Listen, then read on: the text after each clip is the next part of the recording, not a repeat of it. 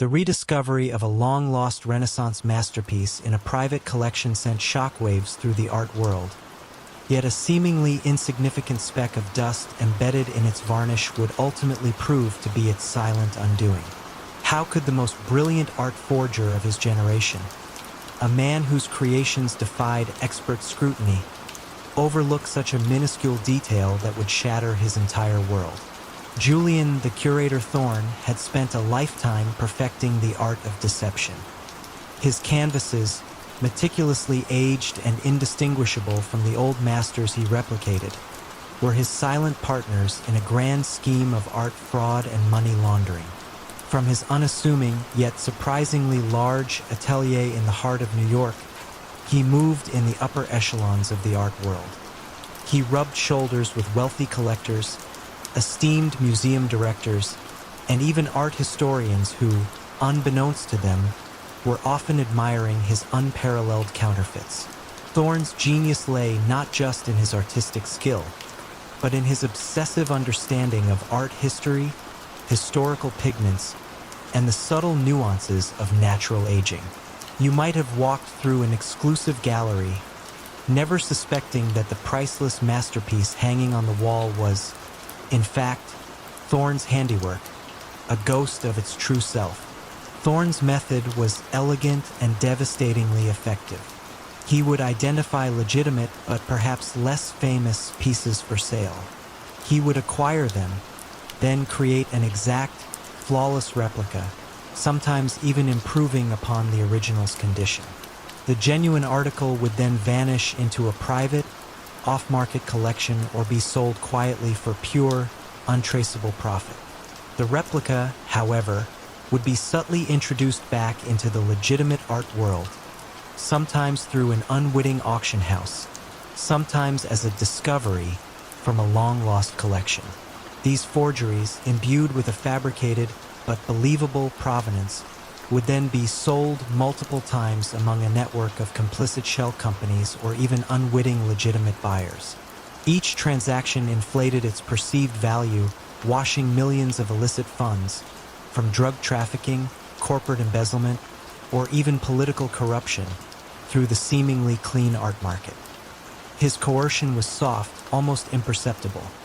For those who unknowingly bought a fake, Thorne might discreetly offer a quiet solution to their potential embarrassment, subtly drawing them into his web of complicity rather than exposing their folly.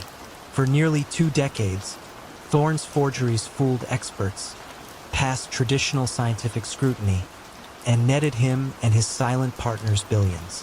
He was a phantom, a whisper in the art underworld, renowned among a select few for his impossible perfection. The very nature of his work, quiet, meticulous, and hidden in plain sight, made him untouchable. The unraveling began not with a detective's hunch or a whistleblower, but with Dr. Evelyn Reed, a young, brilliant art conservator. Evelyn specialized in microanalysis of historical pigments and materials, working with cutting-edge spectrography techniques that could analyze paint layers down to the molecular level.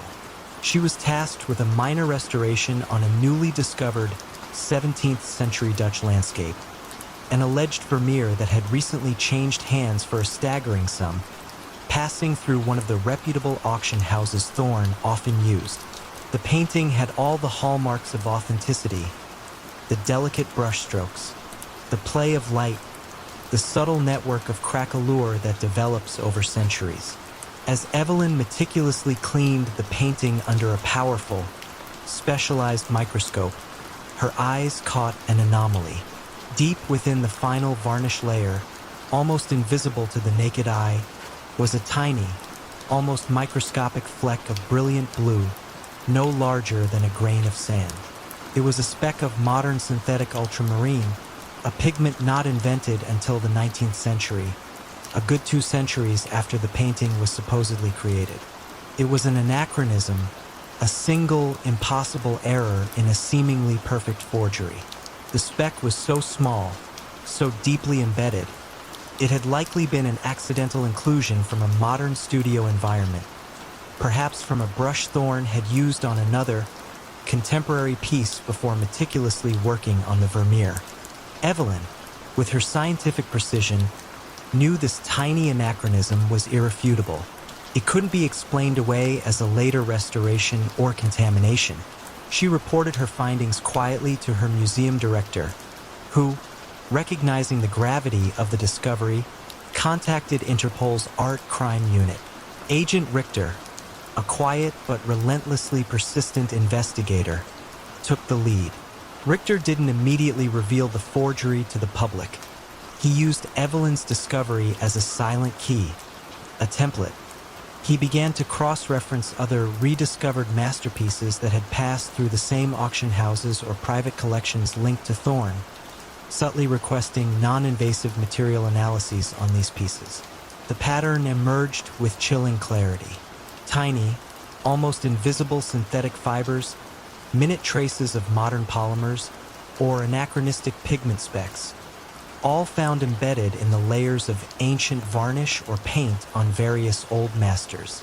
Each instance was microscopic, easily missed by the naked eye or even older analytical methods, but collectively, they painted a damning picture. Thorne's flaw wasn't in his artistic hand, which was indeed perfect, but in the modern environment in which he worked, in the tiny, unintended transfers of contemporary materials onto his meticulously crafted fakes. His pursuit of artistic perfection had led him to overlook the microscopic contaminants of his own time. The moment it all unraveled for Julian Thorne was devoid of drama. He was simply arriving at his atelier one crisp morning when Agent Richter, accompanied by a few quiet men in discreet suits, was waiting for him. They didn't produce a warrant for forgery. Instead, they presented binders filled with irrefutable scientific analyses and meticulously traced financial records. The evidence detailed vast financial fraud and money laundering, all intricately linked to the inflated sales of his masterpieces, each one now definitively identified as a forgery based on the irrefutable scientific analysis of those tiny, anachronistic specks. Thorne, the man who had woven an entire world from illusion, stood silently amidst his brushes and canvases. His empire had been brought down not by a rival, nor by a snitch, but by a microscopic piece of dust, a silent, irrefutable witness to his grand deception.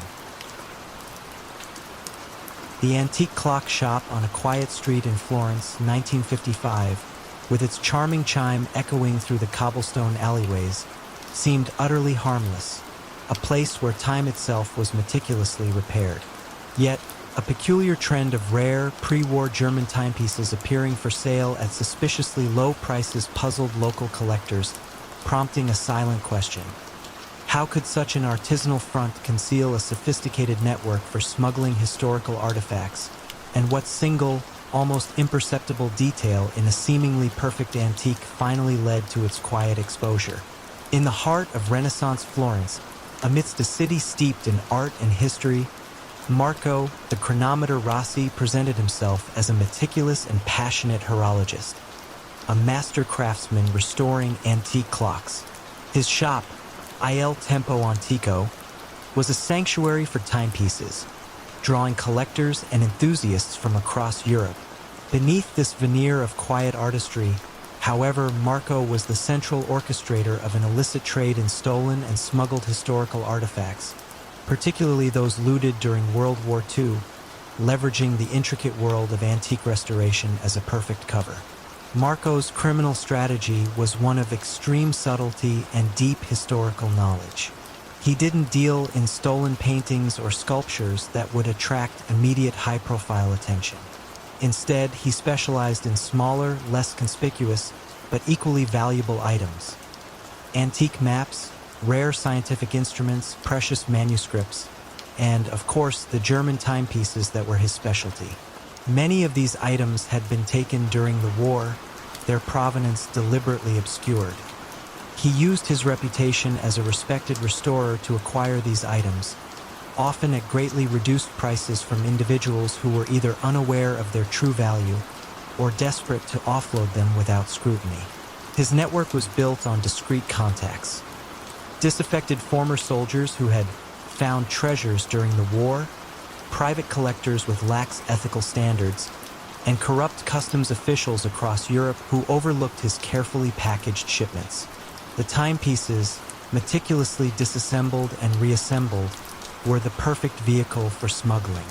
Smaller artifacts could be hidden within their hollow casings or behind false clock faces. The money from these sales, often in untraceable cash, was then laundered through inflated invoices for restoration work, phantom sales of common antiques, and discreet investments in local craft workshops he secretly controlled. He employed soft coercion by subtly threatening to expose the past of individuals who dealt with him, ensuring their silence and continued cooperation. The first ripple of suspicion came not from law enforcement, but from Dr. Alistair Finch, no relation to the silk merchant, a British academic and an authority on 18th century German horology, who was visiting Florence on a research sabbatical. Alistair was browsing Il Tempo Antico when he noticed a rare pocket watch, a specific model he had previously believed to be unique, displayed casually amongst other pieces. Its apparent twin, which he had studied years earlier, was known to be held in a private German collection and was supposedly one of a kind. The price, too, was surprisingly low for such an artifact. Alistair wasn't looking for a criminal. He was seeking intellectual puzzles. He purchased the watch, not because he suspected anything immediately, but because its existence challenged a long-held academic belief about the provenance of a specific lineage of timepieces. Back in his hotel room, he began to meticulously examine the watch, comparing it to his detailed notes and photographs of the German original. The craftsmanship was flawless, the aging seemingly authentic. Yet, a nagging professional instinct persisted. The crucial detail that began the unraveling was almost invisible to the naked eye.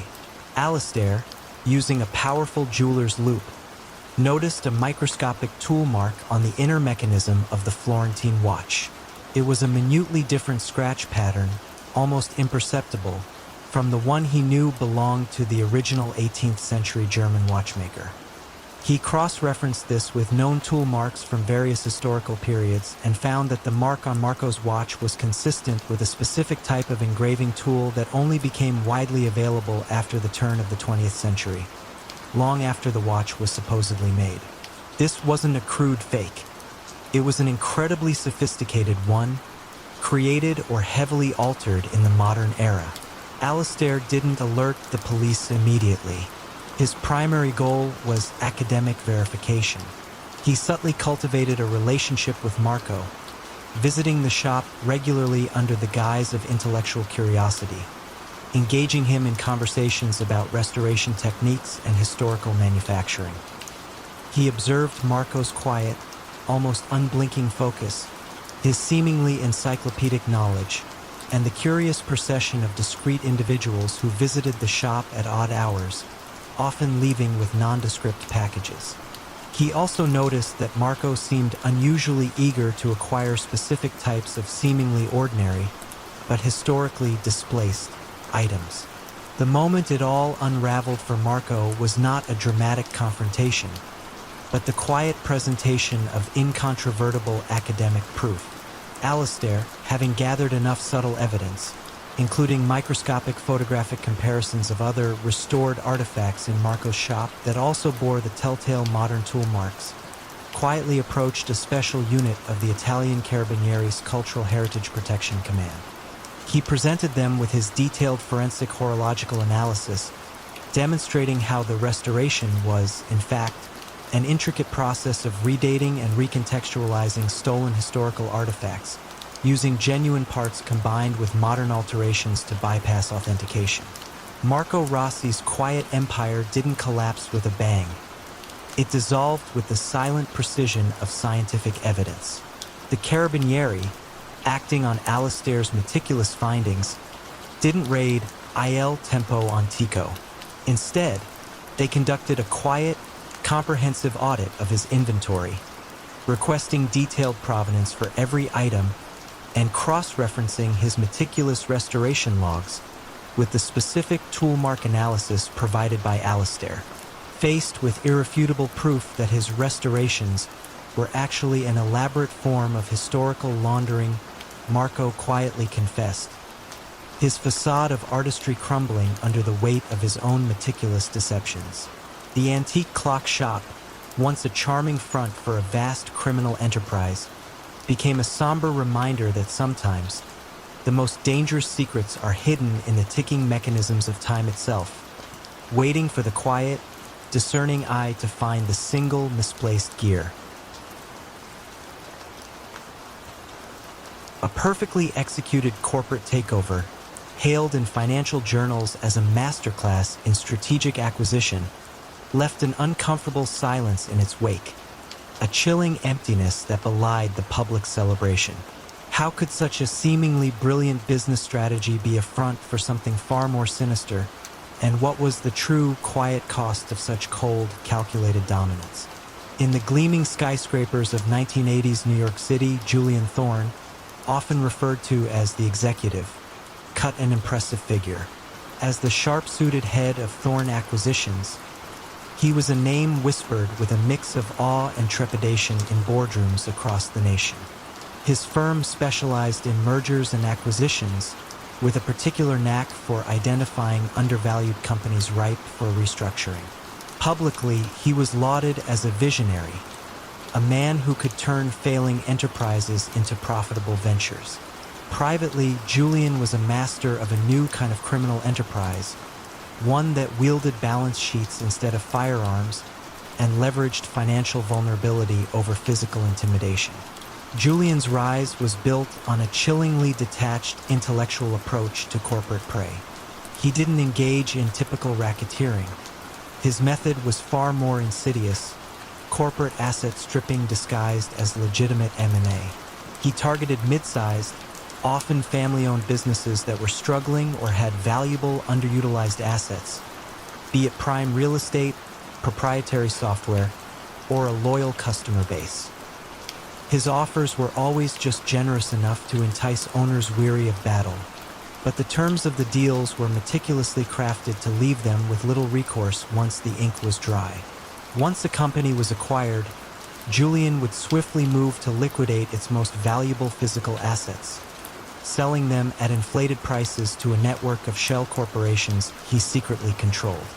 The legitimate cash flow of the acquired business would then be siphoned off through complex, fabricated invoicing for consulting services or management fees to these same shell entities.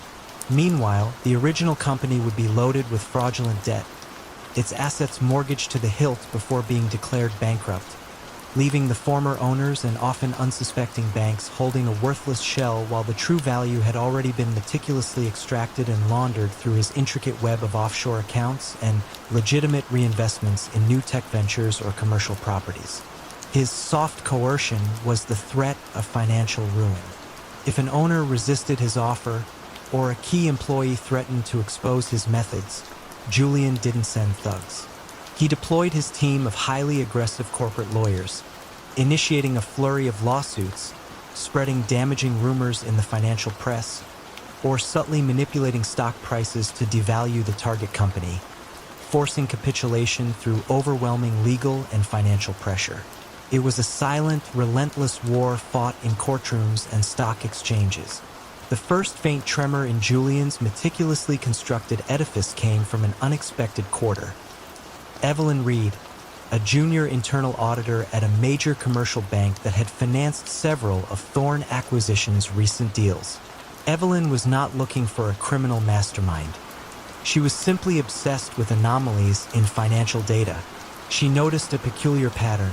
Many of the companies Thorne acquired, despite their public promise of restructuring, seemed to swiftly liquidate their core physical assets, followed by surprisingly fast and often opaque resales or repurposings. This defied typical M&A strategies focused on long-term growth and synergy.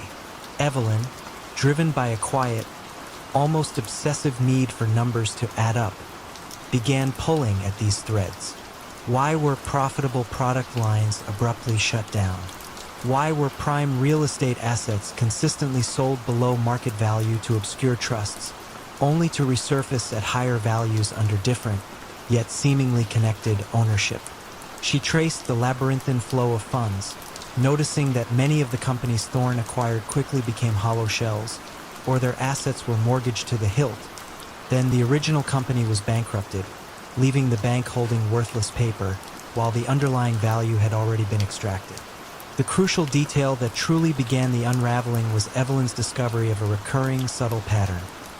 Companies acquired by Thorne Acquisitions often had unique, but difficult to trace, intangible assets, specific intellectual property, proprietary software, a unique customer database that mysteriously vanished or were transferred before the public-facing asset stripping began. She realized these intangible assets were being quietly funneled to other, seemingly unrelated, legitimate businesses also controlled by Julian. He wasn't just stripping assets. He was stealing the core intellectual capital, using it to establish new, profitable ventures with stolen ideas, while leaving the original companies as empty shells for fraudulent loans. Evelyn didn't confront Julian. She quietly compiled her findings, not as accusations of racketeering, but as a comprehensive financial report to her superiors. It detailed a consistent pattern of highly unusual, financially destructive acquisitions that seemed specifically designed to extract specific, often intangible value while leaving behind insolvent entities and substantial debt. The bank, facing the specter of massive regulatory penalties and devastating reputational damage, quietly launched its own internal investigation, which corroborated Evelyn's findings, then shared the report with federal regulators. Julian Thorne's downfall was not a dramatic arrest captured on camera, but a quiet, devastating collapse of his financial empire. His credit lines were summarily frozen, his pending deals were halted, and his network of legitimate businesses faced intense, simultaneous audits. He was never publicly tried for being a traditional gangster, but rather for a cascade of complex financial frauds, insider trading, and corporate malfeasance. His power, built entirely on the illusion of corporate legitimacy and the quiet manipulation of financial systems, simply evaporated when the intricate web of numbers no longer added up. His story became a chilling testament to how the most dangerous predators can wear tailored suits and their most potent weapons can be balance sheets, leaving a lingering question about what other quiet, powerful forces operate undetected, hiding in plain sight within the seemingly legitimate folds of the financial world. A solitary, oversized chessboard, tucked away in the back room of a quaint Parisian cafe in the late 1940s, was a curious anomaly amidst the clatter of coffee cups and hushed conversations. Patrons occasionally watched the cafe owner, a reserved man named Maurice Dubois, engage in intense, silent games with an ever-changing roster of equally taciturn opponents. It seemed a harmless pastime, yet it sparked a question. How could the intricate moves of a chess game mask the quiet, strategic dismantling of post-war European wealth, and what seemingly insignificant error in a single move exposed the mastermind behind it? In the immediate aftermath of World War II, as Europe grappled with rebuilding its shattered economies, Maurice Dubois operated with an almost invisible precision from his unassuming cafe. Known to a select few as the Grandmaster, he orchestrated a sophisticated black market for rare goods, pre-war valuables, and crucially stolen Nazi gold and looted art, not through brute force, but through an intricate network of quiet deals and carefully manipulated currency exchanges. His cafe was merely a front, a neutral meeting ground where the real game was played. Morris's criminal strategy was a masterclass in financial alchemy and psychological manipulation.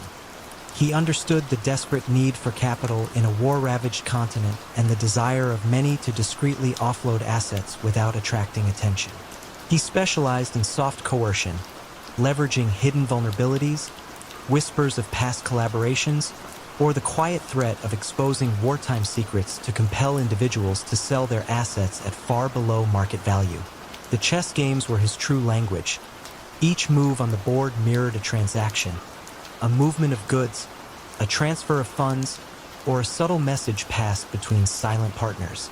His opponents were the key players in his network, former resistance fighters turned opportunists, disillusioned government officials, and even aristocratic families desperate to liquidate their remaining valuables without public scrutiny. The gold and art, spirited away from various hiding places across occupied Europe, were meticulously cleaned through a process of historical obfuscation and discreet sales to private collectors in neutral countries.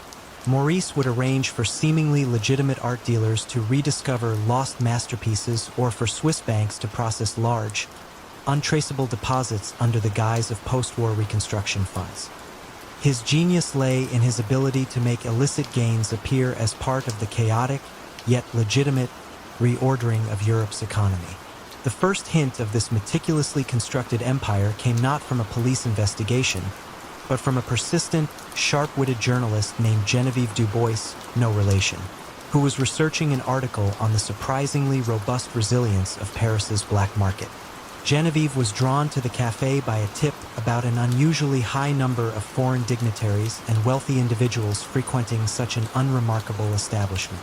She was a keen observer of human behavior, and the silent intensity of the chess games, combined with the often nervous demeanor of Maurice's opponents, struck her as highly unusual for a casual pastime. Genevieve wasn't looking for a criminal. She was looking for a compelling story about post-war underground economies. She began to subtly observe the cafe's patrons, noticing that Maurice's chess opponents were often individuals whose names subtly reappeared in obscure financial filings. She was tracing records of shell companies, transfers of assets, or discrete auctions of pre-war valuables. She realized that the chess moves weren't just for entertainment.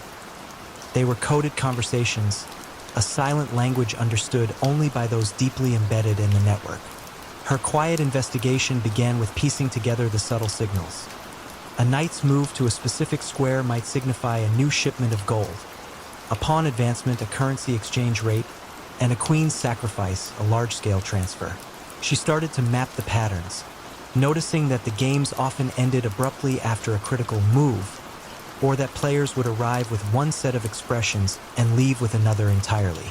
The moment it all unraveled for Maurice was not a dramatic raid, but a single, subtle error made by one of his less experienced partners during a crucial game. Maurice, in his usual calm demeanor, had made a specific move that signaled the arrival of a large, highly sensitive art shipment. His partner, under pressure, responded with a slightly incorrect countermove, a minor deviation from the prearranged code. To the casual observer, it was just a poor chess decision. To Genevieve, who had spent weeks meticulously observing and learning the language of the board, it was a discordant note, a misplaced word in a secret conversation. This tiny error, a false move on the chessboard, led Genevieve to focus on the specific art shipment that was implied by the correct move. She discreetly followed the partner from the cafe, observing his subsequent movements, which led her to a hidden warehouse on the outskirts of Paris, where the art, much of it looted during the war, was being temporarily stored before being laundered through various auction houses. Genevieve didn't storm the warehouse. She quietly informed a highly trusted anti-corruption unit within the French Charité, providing them with her meticulously compiled observations and the decoded language of the chessboard. Maurice Dubois's empire didn't collapse with a grand explosion. It dissolved with the quiet precision of a well-played endgame. The Charité, acting on Genevieve's intelligence, moved swiftly and discreetly, seizing the art and freezing the associated bank accounts, all without ever directly accusing Maurice in a public spectacle. He was quietly arrested, his sophisticated network dismantled, exposed not by a dramatic chase or a violent confrontation, but by the intellectual prowess of a journalist who understood that sometimes the most dangerous secrets are hidden in plain sight, in the silent, strategic movements of a game of chess. The cafe, stripped of its hidden purpose, returned to being just a cafe, a quiet reminder that even in the most serene settings, grand and illicit strategies can unfold, revealed only by the sharpest of observers. A seemingly ordinary commercial fishing vessel, the Sea Serpent, routinely docked in the small, picturesque harbor of Palermo in the late 1960s, its holds ostensibly full of the day's fresh catch. Yet, local fishermen often whispered of its unusually quiet departures and its uncanny ability to navigate treacherous waters, even in the thickest fog, leading one to wonder, how could a humble fishing boat become the central conduit for a sophisticated, global human trafficking operation, and what unexpected human connection finally caused its carefully constructed facade to crumble? In the sun-drenched, ancient alleys of Palermo, during a period when the Mafia's influence was as deeply ingrained as the stone itself, Vincenzo the Navigator Ricci was a man of quiet authority. He owned a small fleet of fishing vessels, a fish processing plant, and a series of seemingly legitimate seafood export businesses. To the public, he was a successful entrepreneur, contributing to the local economy. In the shadowy underworld, however, Vincenzo was the architect of an extensive human trafficking network, exploiting the desperation of migrants from North Africa and Eastern Europe, ferrying them across the Mediterranean for exorbitant fees, promising a new life in Europe or even America, only to deliver them into servitude or exploitation. Vincenzo's criminal strategy was built on a chilling blend of calculated risk and ruthless efficiency. He leveraged the sea serpent and other vessels, using their legitimate fishing activities as a perfect cover. Migrants, often hidden in cramped, suffocating compartments beneath tons of ice and fish, were transported across international waters.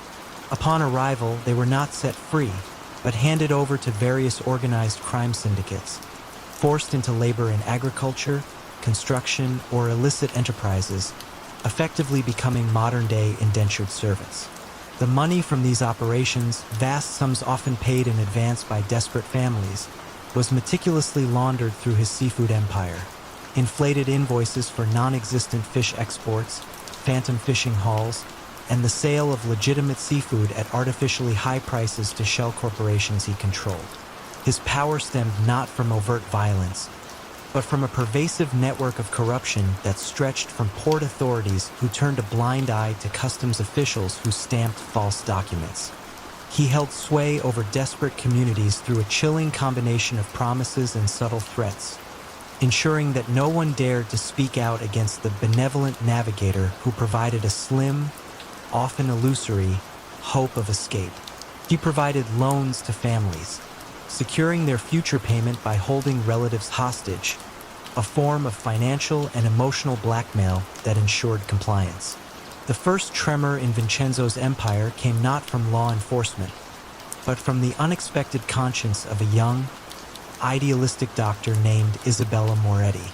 Isabella, working in a clinic near the docks, began noticing a pattern of new patients, migrants who showed signs of severe dehydration, malnourishment, and, most disturbingly, injuries consistent with prolonged confinement in cramped spaces.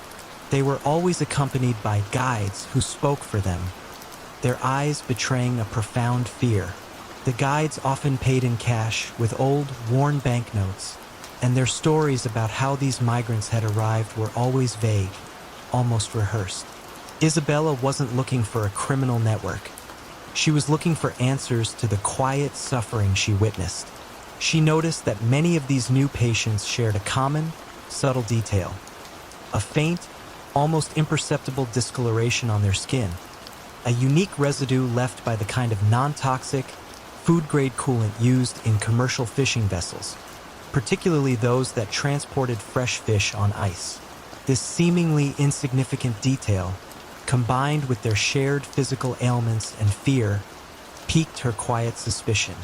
Her quiet investigation began with meticulous observation. She started noting which fishing boats were in port when these patients appeared, paying particular attention to the sea serpent, which seemed to align with the arrival of the most vulnerable and silent individuals. She discreetly observed the guides, noting their interactions, their subtle displays of control, and their casual familiarity with members of the port authority. Isabella, posing as a medical researcher interested in migrant health trends, began collecting anonymous data, carefully documenting the number of such cases, their physical symptoms, and the vague, unsettling narratives that accompanied their arrival. The moment it all unraveled for Vincenzo was not a high-speed chase on the open sea, but a quiet, almost imperceptible betrayal. Isabella, through her medical work, formed a fragile trust with a young, terrified migrant woman who, after receiving compassionate care, finally whispered a single, chilling detail about her journey. The suffocating darkness, the smell of fish and ice, and the distinct, rhythmic hum of the sea serpent's engines. This wasn't enough for an arrest, but it confirmed Isabella's suspicions. Isabella, unable to go to the local authorities she suspected were compromised, contacted a small, independent human rights organization in Rome, providing them with her meticulous medical data, her observations, and the single, terrifying testimony. The organization, recognizing the gravity of the patterns, discreetly alerted a specialized unit of the Italian National Police, far removed from local influence. They didn't storm the sea serpent with sirens blaring. Instead, they waited. They gathered intelligence, using satellite imagery to track the sea serpent's unusual rendezvous points at sea, cross-referencing its movements with known migrant departure zones and the sudden appearance of new, vulnerable laborers in various regions. They noted the carefully laundered money flowing through Vincenzo's fish businesses. The sea serpent was finally interdicted not on a high seas chase, but when it entered a specific, isolated port known for its lax oversight, a port Vincenzo believed was still under his control. The authorities, acting on the precise information gleaned from Isabella's quiet persistence and the migrant woman's whispered truth, were waiting. The hold of the sea serpent was open, revealing not just fish, but dozens of terrified human beings. Vincenzo Ricci's empire didn't collapse with a dramatic explosion of violence. It dissolved with the quiet certainty of undeniable evidence, compiled by a compassionate doctor who simply refused to ignore the silent suffering beneath the surface. He was quietly arrested, his vast network of corruption and exploitation exposed by the very individuals he sought to control. The sea serpent was seized, no longer a vessel of illicit transport, but a silent testament to the insidious nature of human trafficking and the profound impact of a single act of courage. A seemingly innocuous glitch in a popular online gaming platform, causing a momentary freeze during a high-stakes virtual poker tournament, was quickly dismissed by most players as a minor technical hiccup. But for a highly specialized team of cybercrime investigators, this wasn't just a bug. It was a digital breadcrumb. But how could a single, fleeting network disruption expose a vast, intricate web of online illicit gambling and money laundering hidden beneath layers of digital anonymity? In the early 2010s, in the sprawling, interconnected landscape of the dark web, the architect, known only by the handle Cypher King, operated with an almost ethereal anonymity. No one knew his real name, his location, or even his gender. What was known, however, was his unparalleled genius for creating impenetrable digital networks and his quiet dominance over a sophisticated, global online illicit gambling syndicate. This wasn't about backroom poker games. It was about highly encrypted virtual casinos, anonymous cryptocurrency transactions, and sophisticated algorithms designed to evade detection, all cloaked beneath layers of legitimate-looking online activities, including popular gaming platforms. Cypher King's strategy was built on the principle of distributed and decentralized control. He didn't run a single website. He managed a constellation of interlinked, ephemeral platforms that appeared and vanished with dizzying speed. He leveraged cutting-edge encryption, quantum-resistant algorithms, and an intimate understanding of global financial regulations, or rather, their loopholes. His network processed billions in untraceable cryptocurrency, converting it through a maze of tumbling services and darknet mixers before subtly funneling it into seemingly legitimate investments in tech startups, online advertising firms, and even digital art NFTs. The actual gambling platforms themselves were a marvel of digital engineering. User-friendly interfaces, secure betting systems, and a vast array of games that attracted high rollers from every corner of the globe. The illicit nature came from the lack of licensing, the absence of regulatory oversight, and the direct, untaxed flow of funds that bypassed traditional banking systems. Cypher King's power lay in his ability to maintain absolute anonymity for himself and his key associates, ensuring that even if one node of the network was compromised, the core remained untouched.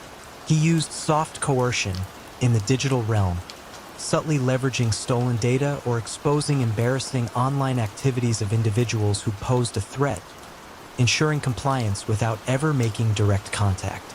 The first hint of this digital empire emerged not from an FBI cybercrime unit, but from a small, independent group of net detectives, ethical hackers, and data analysts who volunteered their time to track large-scale financial anomalies for nonprofits.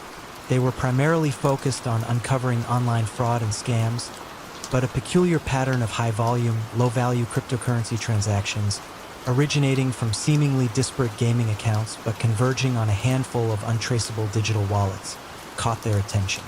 This was the source of the glitch in the poker tournament. It wasn't a bug.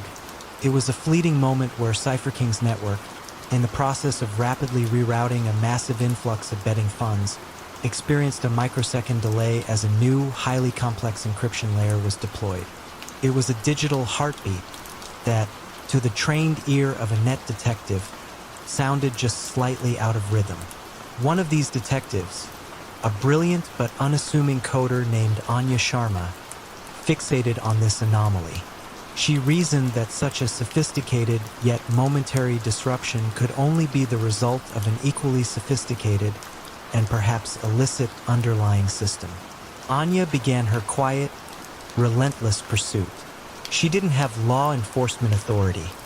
She had raw analytical power and an insatiable curiosity. She didn't look for criminals.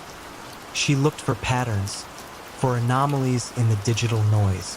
She cross-referenced the unique digital signature of the glitch with known encryption methods, with patterns of cryptocurrency flow, and with the ephemeral lifespan of certain disposable websites that briefly hosted high-stakes online games. She noted how seemingly random transactions, once stripped of their encryption, revealed a meticulously orchestrated network of money laundering, where virtual poker chips were the perfect camouflage for dirty money. The moment it all unraveled for Cypher King was not a dramatic raid on a server farm. It was the quiet, almost invisible unmasking of his digital signature. Anya, after months of patient analysis, developed a unique algorithm that could detect the ghost of Cypher King's specific encryption style, even after his servers were taken down and his digital footprints erased. She discovered a series of seemingly unrelated digital properties, a minor cryptocurrency exchange, a seemingly legitimate online art gallery, and a niche tech blog, all sharing a subtle, identical, and highly complex piece of underlying code. This code was the architect's fingerprint, a unique, almost artistic signature hidden deep within the matrix. Anya provided her findings, anonymously, to Interpol's fledgling cybercrime division. They didn't target Cypher King directly. Instead, they used Anya's algorithm to quietly dismantle the infrastructure of the associated legitimate businesses that were serving as the final laundering points, freezing assets and seizing servers without ever directly accusing the architect. Cypher King's empire didn't collapse with a bang, but with a series of quiet, targeted digital seizures that rendered his network financially useless. He vanished from the dark web, his legendary anonymity perhaps preserved, but his empire irrevocably shattered, a chilling testament to the fact that even in the vast, seemingly boundless expanse of the internet, no secret is truly safe from the quiet persistence of a determined digital sleuth. The old lighthouse, a stoic sentinel against the relentless Atlantic winds off the coast of Maine, had stood for over a century, a beacon of safety for countless mariners. Yet its remote, craggy isolation made it the perfect, albeit unlikely, nerve center for a massive transatlantic illicit trade network. How could such a lonely structure become the hidden fulcrum of an international criminal enterprise? And what secret signal finally brought its silent reign to an end? In the quiet, fog-shrouded coves of coastal Maine, during the late 1990s and early 2000s, Captain Silas Blackwood was a local legend, a man of the sea, with weathered hands and eyes that perpetually scanned the horizon. He was ostensibly the caretaker of the decommissioned Black Rock Lighthouse. In reality, Silas was the unassuming linchpin of an extensive smuggling operation that stretched from the rugged coasts of Europe to the hidden inlets of North America. His business wasn't about drugs or weapons. It was far more insidious and less overtly violent.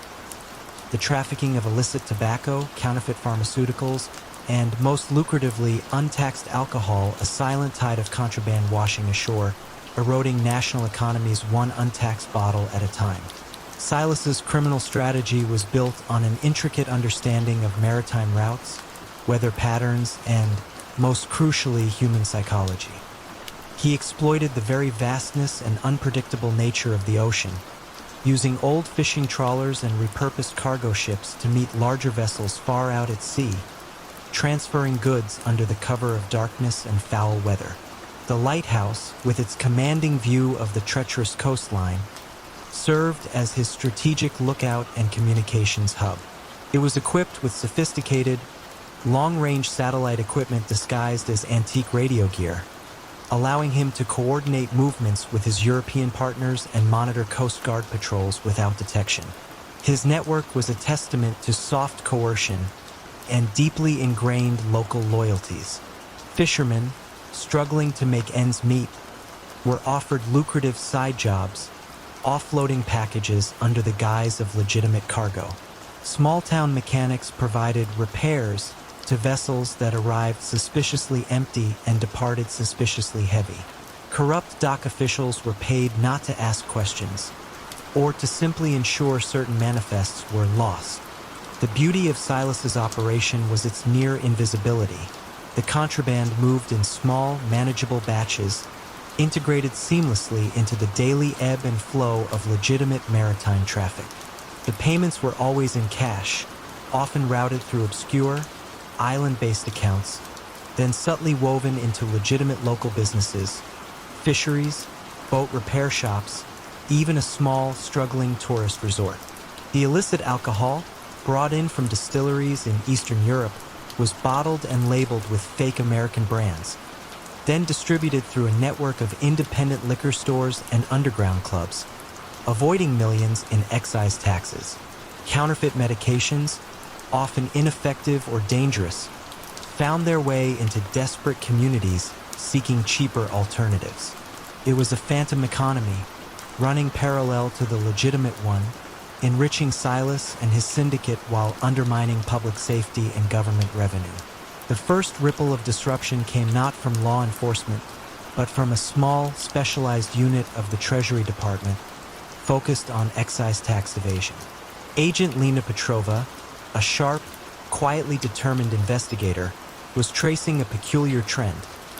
A sudden, significant dip in alcohol excise tax revenue in certain coastal regions of New England, disproportionate to economic downturns or changes in consumption habits. Her initial focus was on large-scale distributors, but her data kept pointing to smaller, independent retailers and, curiously, a cluster of addresses near the Maine coast, all linked by unusual, infrequent, but substantial cash deliveries from seemingly disparate sources. Lena wasn't looking for a gangster in the traditional sense. She was following money, or rather, the absence of money in the tax coffers. She noticed a pattern of old fishing trawlers, registered to struggling local companies, making unusually long voyages for their declared catch, or returning with suspiciously large fuel consumption for their reported activities. The Black Rock Lighthouse, due to its remote location and sporadic, unofficial communication signals detected by satellite monitoring, which Lena's unit was quietly experimenting with, became a point of interest. The signals were not from official maritime traffic, but subtle, coded bursts of data. The moment it all unraveled for Silas was not a dramatic raid on the lighthouse. It was far more subtle, a quiet, almost imperceptible shift in the environment. Lena, through careful analysis of shipping manifests and obscure port logs, identified a specific pattern of incoming vessels linked to the sporadic satellite signals from the lighthouse. She noted that these signals often corresponded with periods of low visibility or approaching storms, perfect conditions for clandestine transfers. She also discovered that the lighthouse's caretaker, Silas, had an unusually robust financial profile for his declared income, including ownership of several local businesses that consistently reported cash-heavy transactions, slightly below the threshold for automatic federal scrutiny. The final stroke came when Lena noticed a peculiar, almost artistic, flare in the data bursts from the lighthouse. A unique, irregular pulse embedded within the digital signal, like a signature. She realized it was a subtle, almost unnoticeable numerical encryption pattern. Lena, collaborating with a former NSA cryptographer, managed to decode a series of these signals. They weren't just coordinates. They were detailed manifests, financial transfers, and coded instructions for rendezvous points. The silent signal, meant to be undetectable, became the direct evidence of the network. Silas Blackwood's empire didn't collapse in a hail of gunfire. It dissolved with the quiet certainty of undeniable data. Lena's unit didn't storm the lighthouse. They simply presented Silas with a complete, irrefutable record of his transmissions, his offshore accounts, and the detailed logistics of his entire operation. His network was too dependent on secrecy and the exploitation of vulnerabilities. Once exposed, its delicate balance shattered. Silas, facing irrefutable proof, knew the game was over. He was quietly arrested, and the lighthouse, once a clandestine beacon for a vast criminal enterprise, returned to its silent vigil, a stark reminder that even the most remote and unassuming places can harbor the darkest secrets, and that even the most subtle whispers can be heard if one listens closely enough. The vintage Mercedes-Benz, pristine and polished, sat incongruously outside a dilapidated East Berlin apartment building in the early 1980s. Its sudden appearance, a relic of Western luxury in a city starved of such comforts, raised eyebrows. But who would dare connect such an emblem of capitalist decadence to the grim, efficient machinery of the Stasi? And how did a simple car lead to the unmasking of a sophisticated smuggling ring? In the shadows of the Berlin Wall, where suspicion was a currency and every whisper could be a betrayal, Comrade Viktor Volkov held an unusual position. Officially, he was a mid-level functionary within a state-owned export-import agency, a man of unremarkable appearance and even less remarkable duties. Unofficially, he was the architect of an ingenious and highly lucrative smuggling operation, exploiting the very system designed to control every aspect of life in the German Democratic Republic. His brilliance lay in turning socialist bureaucracy against itself, leveraging complex import quotas, state-sanctioned trade agreements, and even diplomatic pouches to traffic in forbidden luxuries, Western currency, blue jeans, rock music records, and even sought-after Western medications. Victor's strategy was not about brute force or intimidation. It was about infiltration and calculated risk. He understood the desperate craving for Western goods among the populace, a desire that transcended ideology. He built a network of seemingly loyal party members, customs officials, and even foreign diplomats who, for a cut of the immense profits, turned a blind eye or actively facilitated the movement of goods. The Mercedes-Benz was merely a symbol, one of many, quietly brought in under the guise of official diplomatic use or as reparations from West Germany, only to be resold on the black market at exorbitant prices. The money was then meticulously laundered through inflated state-to-state transactions for mundane goods, with the difference siphoned off and routed into Swiss bank accounts. His methods relied on deep knowledge of the system's weaknesses, the slow pace of bureaucratic approvals, the general inefficiency of state-run enterprises, and the pervasive culture of petty corruption that allowed minor deviations to be overlooked for a small personal gain. Victor would orchestrate deals for essential equipment from the West, intentionally over-invoicing by a small percentage, or declaring a slightly different, lower-value item than what was actually shipped. The difference, unseen on the official books, was his profit.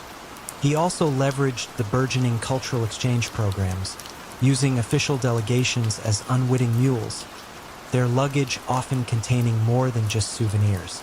The first crack in Victor's meticulously crafted facade came not from a direct investigation, but from a growing suspicion within the Stasi's own ranks, specifically from a young, ambitious officer named Klaus Richter. Klaus was not focused on smuggling. His initial assignment was to investigate a minor breach in state-controlled media, a sudden, inexplicable proliferation of illegal Western music tapes among university students. He began to trace the distribution chain, which quickly led him to an unexpected source. The same state import agency where Victor worked. Klaus, with a quiet intensity, started noticing small anomalies.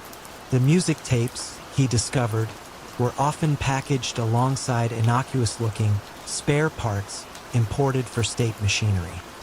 He began to cross-reference these spare parts with official import logs and realized that certain shipments seemed disproportionately large for the actual machinery they were supposedly for.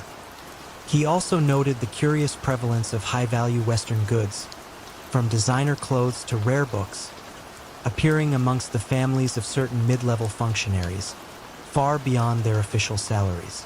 The Mercedes-Benz, appearing repeatedly near the same apartment block, became a tangible symbol of this hidden discrepancy. Klaus quietly observed. He noticed the same driver delivering seemingly random parcels to different apartments, all connected to the import agency. He began to track the car's movements, compiling a meticulous log that revealed a pattern of covert deliveries, far removed from any official duties. The moment it all unraveled for Victor was not a dramatic confrontation, but a quiet, early morning visit from Klaus and a small team of Stasi officers. They didn't kick down doors or wave weapons.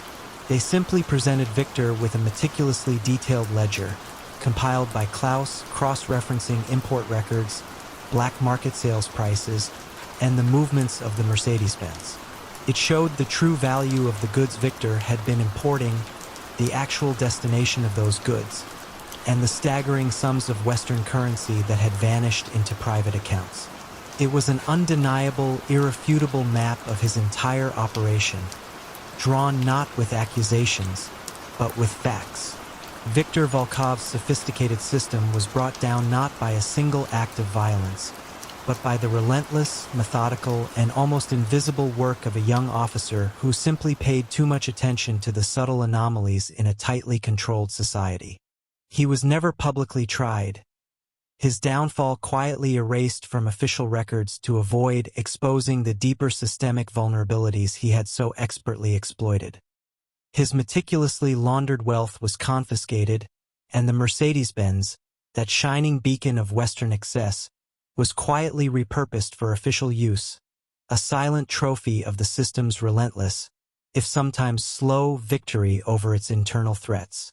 His story served as a chilling reminder that even in a world obsessed with control, true power often lies in the shadows, and its unraveling can be as quiet as a key turning in a lock. A faded photograph, tucked into an old family Bible, showed a stern-faced man in a tailored suit, surrounded by smiling children and a beaming wife. He was a pillar of the community, a benevolent and respected patriarch, yet behind the gentle eyes lay a network of hidden connections and a question gnawed at the edges of the truth. How could a man so dedicated to charity also be the architect of a silent, ruthless empire of fear? From 1947 to the early 1970s, in a quiet, industrial city in the American Midwest, Joseph the Benefactor Moretti was an institution. His public face was that of a successful real estate developer and generous philanthropist, his name gracing hospital wings and public parks. He hosted lavish charity balls, sat on numerous civic boards, and was celebrated for his contributions to the city's growth. Yet, beneath this veneer of upstanding citizenship, Joseph had perfected the art of soft coercion, building an empire not through overt violence, but through a pervasive system of quiet control and strategic dependency. Joseph's criminal strategies were built on an intimate understanding of human needs and vulnerabilities. He offered loans to struggling businesses at seemingly reasonable rates, only to subtly insert clauses that allowed him to gradually assume control of their operations or demand unspoken favors. He provided protection to small shop owners, not from rival gangs, but from the unseen complications that might arise if they refused his offer, perhaps a sudden, inexplicable permit issue, a slow but steady decline in customer traffic, or an unexpected visit from health inspectors. He controlled local unions through proxies, ensuring that essential services could be quietly disrupted or expedited based on his subtle directives. This wasn't racketeering in the traditional sense. It was a form of economic entanglement, where loyalty was bought with convenience and dissent was met with quiet, bureaucratic strangulation. His reach extended into local politics, where he cultivated a stable of indebted officials. These were not corrupt figures in the traditional sense, but individuals who had, at some point, benefited from Joseph's generosity. A timely loan for a campaign, a discreet favor for a family member, or strategic real estate deals that enriched their associates. These favors weren't demanded but subtly leveraged, ensuring that zoning changes went his way, public contracts favored his construction firms, and any nascent investigation into his more opaque dealings quietly dissolved. The syndicate he fronted dealt in legitimate-looking ventures, with the illicit profits from his soft coercion schemes and an extensive, low-key gambling network being meticulously laundered through his real estate holdings. He bought dilapidated buildings, renovated them with inflated costs, and sold them at a profit, making the illicit gains appear as legitimate development income. The true genius of Joseph was that his victims rarely felt like victims. They simply felt like they had made a deal, one that perhaps didn't quite work out in their favor, but a deal nonetheless. The first thread of unraveling was pulled not by law enforcement, but by a frustrated, small-town reporter named Clara Jenkins. Clara was working on a series about local economic development, and she kept encountering the same name, Joseph Moretti, linked to nearly every major project, every significant loan, and every charity drive. It wasn't the number of connections that bothered her, but the uniformity, the almost too perfect flow of capital, and the quiet resignation of business owners when his name was mentioned. She heard whispers of problems that seemed to disappear after a meeting with Joseph, of small businesses that withered after refusing a helping hand. Clara wasn't looking for a crime lord. She was looking for a story about local power dynamics. Her investigation began with meticulous financial sleuthing, focusing on the small, almost insignificant transactions, the low-interest loans that somehow never seemed to be fully repaid, the discreet property transfers that seemed to benefit only Joseph's associates. She noticed that the seemingly disparate strands of his public benevolence and his business dealings formed an intricate web of quiet control, a system of dependencies that subtly choked out competition and enforced loyalty. The moment it all unraveled wasn't a dramatic arrest, but a slow, agonizing exposure in the local newspaper. Clara published a series of articles, meticulously documenting the interconnectedness of Joseph's loans, his political contributions, his charitable giving, and the quiet failures of those who stood in his way. She didn't accuse him of specific crimes. She simply laid bare the pattern, the system of his influence. She highlighted instances where businesses that declined his assistance faced inexplicable bureaucratic hurdles, or where rivals for public contracts mysteriously withdrew their bids. The series, titled The Quiet Hand, didn't lead to a direct prosecution for racketeering or violence. Instead, it eroded his most vital asset, his reputation. The public, once adoring, began to see the carefully constructed facade for what it was, a benevolent dictatorship. His political allies, sensing a shift in public opinion, slowly distanced themselves. His business partners, fearing public scrutiny, began to withdraw. Joseph Moretti was never formally charged with being a gangster, but the quiet, persistent truth laid bare by a diligent reporter dismantled his empire brick by painstaking brick. His power had been built on silence and deference. Once exposed to the light, it simply dissolved, leaving behind only the lingering question of how many others still operate in the quiet shadows, unnoticed and unchallenged. A long-lost Peter Bruegel the Elder painting, thought incinerated in a Berlin library fire during World War II, suddenly reappeared in a discreet private collection in Geneva, authenticated by several reputable, if somewhat surprised, art historians. Yet, why did Professor Eleanor Vance, a leading authority on Northern Renaissance art, feel a distinct chill, a nagging sense that something profoundly beautiful was also profoundly wrong? In the hushed, almost monastic quiet of a hidden London studio, Elias Thorne, known only as the Artisan in the most exclusive and illicit art circles, meticulously added the finishing touches to what he considered his magnum opus. For over 2 decades, Elias had been the phantom limb of the art world, a master forger whose works were so meticulously crafted, so utterly convincing, that they often fooled the most discerning eyes and even advanced scientific analyses. He didn't steal, he created. His genius lay not just in replicating brushstrokes or pigments, but in understanding the soul of a painting, the subtle decay of age, the faint dust of centuries.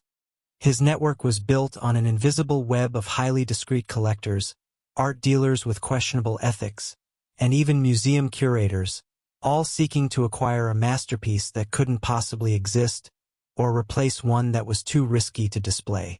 Elias's method was less about grand heists and more about intellectual supremacy. He delved into historical archives, studying not just an artist's technique but their materials, their habits, the very climate of the era in which they worked. He sourced period canvases, aged them in controlled environments, and recreated pigment mixtures with chemical precision that bordered on alchemy.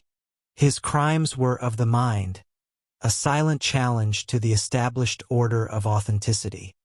He would often create a lost masterpiece, arrange for its discovery in some obscure attic or forgotten vault, and then facilitate its sale to an eager, unsuspecting buyer, thereby injecting perfectly laundered funds into the syndicate's coffers, all under the guise of legitimate art transactions.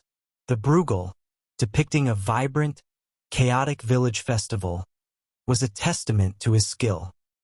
He had chosen this particular painting precisely because it was widely believed to be destroyed, making its reappearance a sensation that would naturally bypass many layers of suspicion.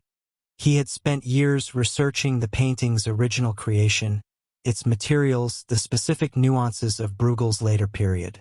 The plan for its discovery was intricate, involving a dilapidated Swiss chalet and a fabricated will. Professor Eleanor Vance, called in as a tertiary authenticator for the Bruegel, was initially captivated. The painting breathed with the spirit of the old master. Yet, as days turned into weeks of intense scrutiny, a whisper of unease began to echo in her mind. It wasn't anything obvious, no glaring anachronism, no crude brushstroke.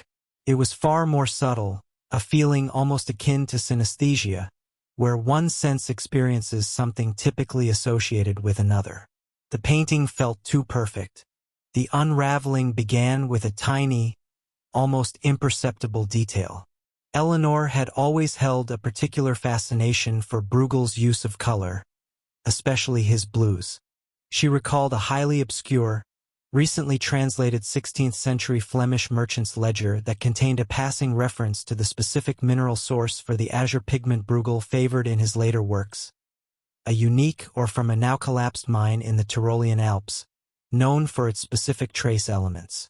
The blue in the Bruegel she was examining, while visually flawless and chemically consistent with period pigments, carried an almost imperceptible vibrational difference, a resonance that only her unparalleled knowledge of that minute historical detail could even register.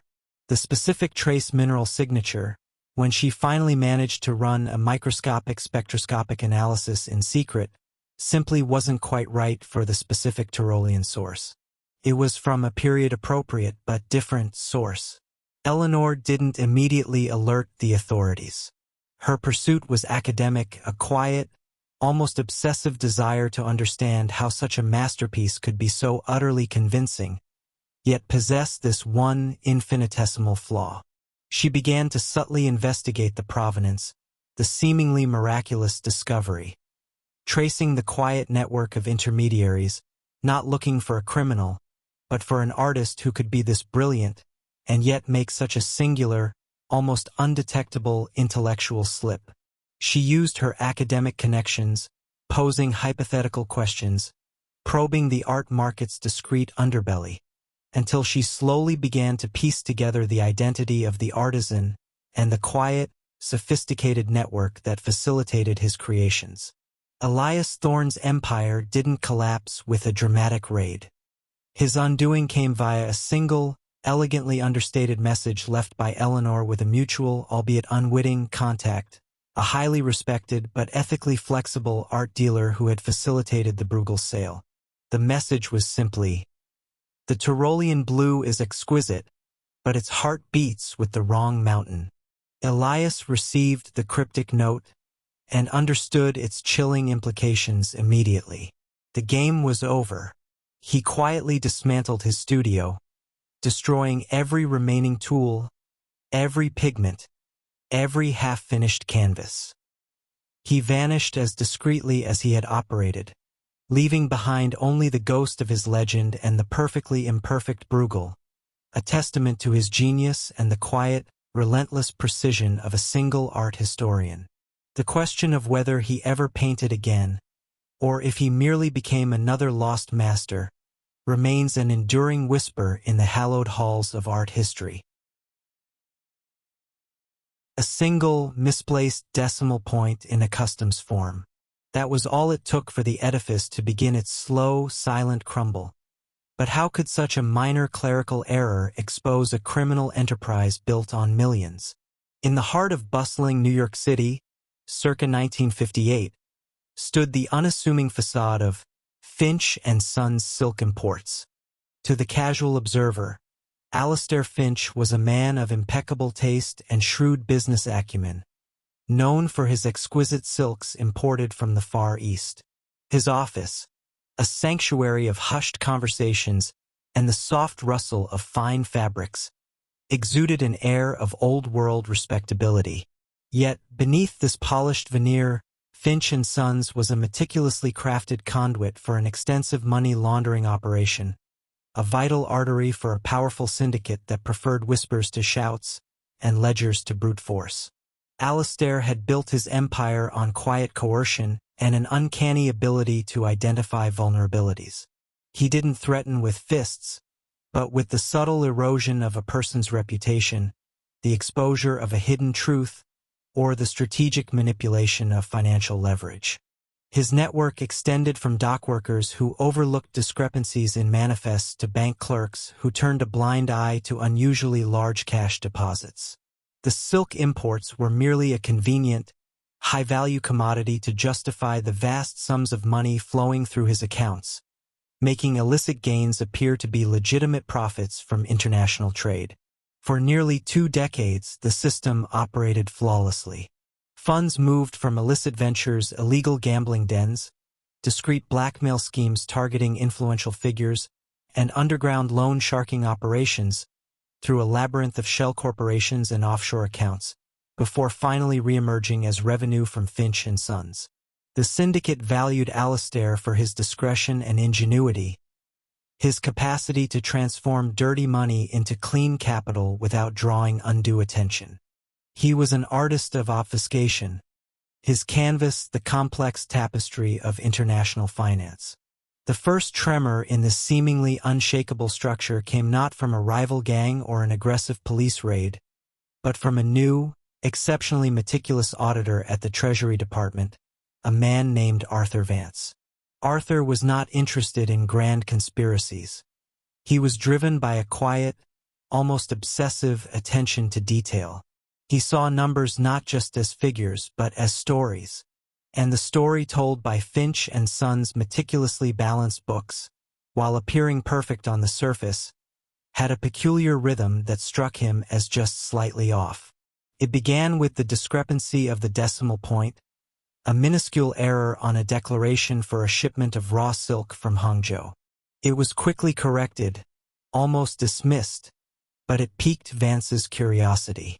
Why was such a high-value commodity declared with such a basic error, and why did the corrected figures, when cross-referenced with global market prices for that specific grade of silk, seem marginally inflated? He dug deeper, not with suspicion, but with a methodical desire for absolute accuracy. Vance spent weeks poring over Finch and Sons' historical records, noticing subtle patterns. Unusual shipping routes for certain types of silk that defied economic logic, slight overestimations in declared weight that, when compounded, accounted for significant differences, and payments routed through seemingly unrelated holding companies in countries with opaque financial regulations. Each discovery was a loose thread. Alastair, initially unconcerned, found himself increasingly unnerved by the persistent, polite inquiries from Vance's office. The questions weren't accusatory, merely inquisitive, yet they drilled deeper than any law enforcement agency had ever managed. The true moment of unraveling arrived not with an arrest, but with a quiet, persistent phone call. Vance had uncovered a pattern of identical, small, recurring payments from a shell company linked to Finch and Sons to a series of seemingly unrelated, small-town bakeries and laundromats across the country. These businesses on their own were insignificant, but collectively, their cash flow, when traced back, perfectly mirrored the missing funds from various illicit operations Vance had incidentally cross-referenced from unrelated investigations. It was a classic smuffing operation, broken down into tiny, undetectable transactions, but Alastair's intricate network had relied on its sheer scale to remain hidden. Vance's persistent scrutiny had revealed the mosaic beneath the single, corrected decimal point. Alastair Finch was never publicly paraded as a notorious gangster. His fall was as understated as his rise. Facing an incontrovertible mountain of financial evidence meticulously compiled by Vance, and realizing the syndicate could no longer afford the scrutiny he was attracting, he made a quiet deal. He was offered a reduced sentence in exchange for providing details on the deeper financial structures of the organization, a strategy of quiet defection to preserve what little remained of his world. His empire didn't collapse in a hail of gunfire, but in the sterile silence of a federal conference room, dismantled by the methodical click of an auditor's pen, proving that sometimes the most dangerous weapon is not a bullet, but an uncompromising commitment to detail. The city's grandest new skyscraper, a shimmering beacon of modern architecture, stood proudly against the evening sky. Yet, a peculiar detail caught the attention of Detective Inspector Anya Sharma, whose expertise lay in the subtle, often unseen, movements of vast sums of capital. The single, perpetually dark floor near the building's apex, despite the supposed full occupancy. It was a minor anomaly, easily dismissed in a metropolis of millions, but could this silent, unlit space be the hidden nerve center for the developer? A figure whose influence was rumored to shape the very skyline, his empire built not on bricks and mortar, but on the quiet manipulation of zoning laws and the systematic ghosting of illicit funds through legitimate construction? Anton Volkov, known as the developer, was a man of ambition, his vision for the city reaching higher than any building.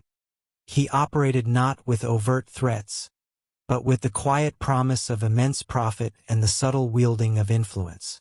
His legitimate front was Zenith Holdings, a rapidly expanding real estate development firm responsible for some of the city's most prestigious projects. But beneath the polished blueprints and gleaming facades, Volkov's true genius lay in exploiting loopholes, manipulating zoning laws through discreet bribes, and leveraging insider information to acquire prime real estate at rock-bottom prices. His primary business was large-scale money laundering, integrating illicit funds from various sources into the colossal, complex financial flows of multi-million-dollar construction projects. He understood that the sheer scale and opacity of real estate finance provided perfect cover, allowing him to wash billions through legitimate-looking investments, inflated material costs, and phantom subcontractors. Volkov was a master planner, his operations meticulously orchestrated like a complex construction project. His most critical asset was his chief financial officer, a quiet, brilliant accountant named Sasha Petrov. Sasha was the one who designed the intricate financial models, who created the labyrinthine network of shell companies, and who ensured the seamless integration of illicit funds into Zenith Holdings' legitimate balance sheets.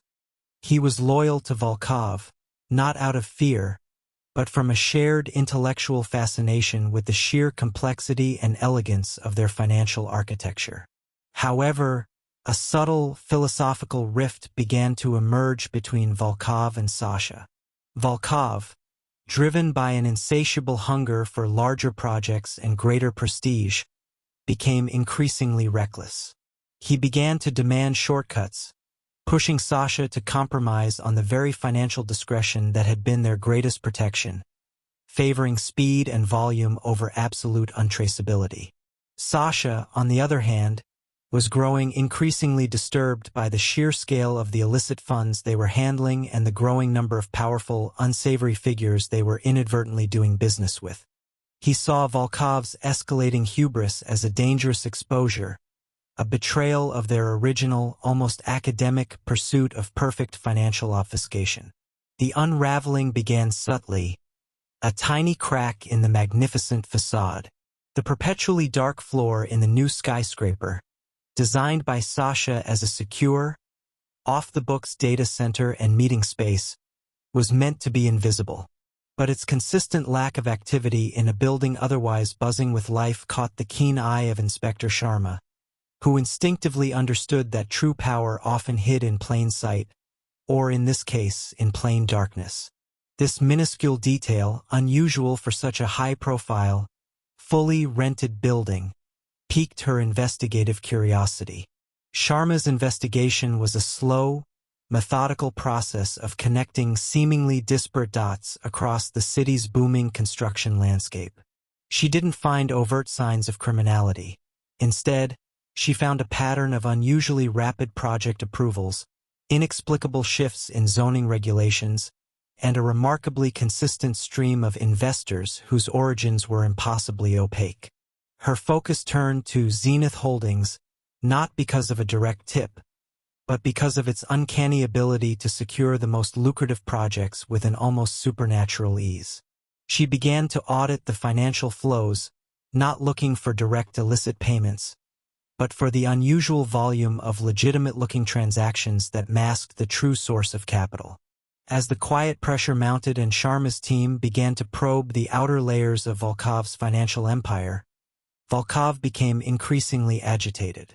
He pushed Sasha harder, demanding that he create even more impenetrable layers of financial deception, demanding that he disappear any potential digital traces.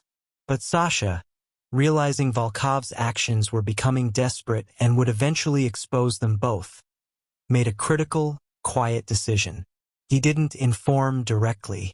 Instead, during a frantic late-night demand from Volkov to scrub a crucial set of financial records, Sasha subtly, almost imperceptibly, embedded a series of ghost transactions and a hidden digital breadcrumb into the newly created, supposedly clean ledgers. He then accidentally left a single encrypted laptop containing the original untainted versions of several key laundered project budgets in a seemingly abandoned office in the perpetually dark floor, knowing it would eventually be discovered during a search warrant. Anton, the developer Volkov, was apprehended not in a dramatic confrontation on a construction site, but quietly, in his pristine penthouse office overlooking the city, surrounded by blueprints of future projects. The charges against him were extensive: systemic money laundering, bribery, and financial fraud through inflated construction costs. His empire, built on the illusion of progress and the quiet certainty of his own untouchability, crumbled not under the weight of a traditional informant, but through the quiet, precise intervention of the very architect who had designed his financial world. The dark floor in the skyscraper, a silent testament to his hidden operations, had ultimately become the quiet beacon for his downfall. The faint scent of old books and dust usually filled the grand reading room of the city's most prestigious university library. But one brisk morning, a subtle anomaly caught the attention of Dr. Eris Thorne, a visiting professor of ancient languages. A single, leather-bound volume of obscure Latin texts, always found open to the same blank page in the reserved section, despite no apparent borrower. It was a minuscule detail, yet for Thorne, whose true calling was a quiet, deep-seated passion for patterns in human behavior, it felt like a silent, deliberate signal. Could such an innocent object be the unseen conduit for the scribe, a figure whose influence was whispered to control the very narratives of the city's power elite? His empire built on the quiet falsification of history and the systematic manipulation of public memory? Elias the scribe Vance was a scholar, a man of profound intellect who understood that power in the modern age lay not just in controlling wealth or force, but in shaping information.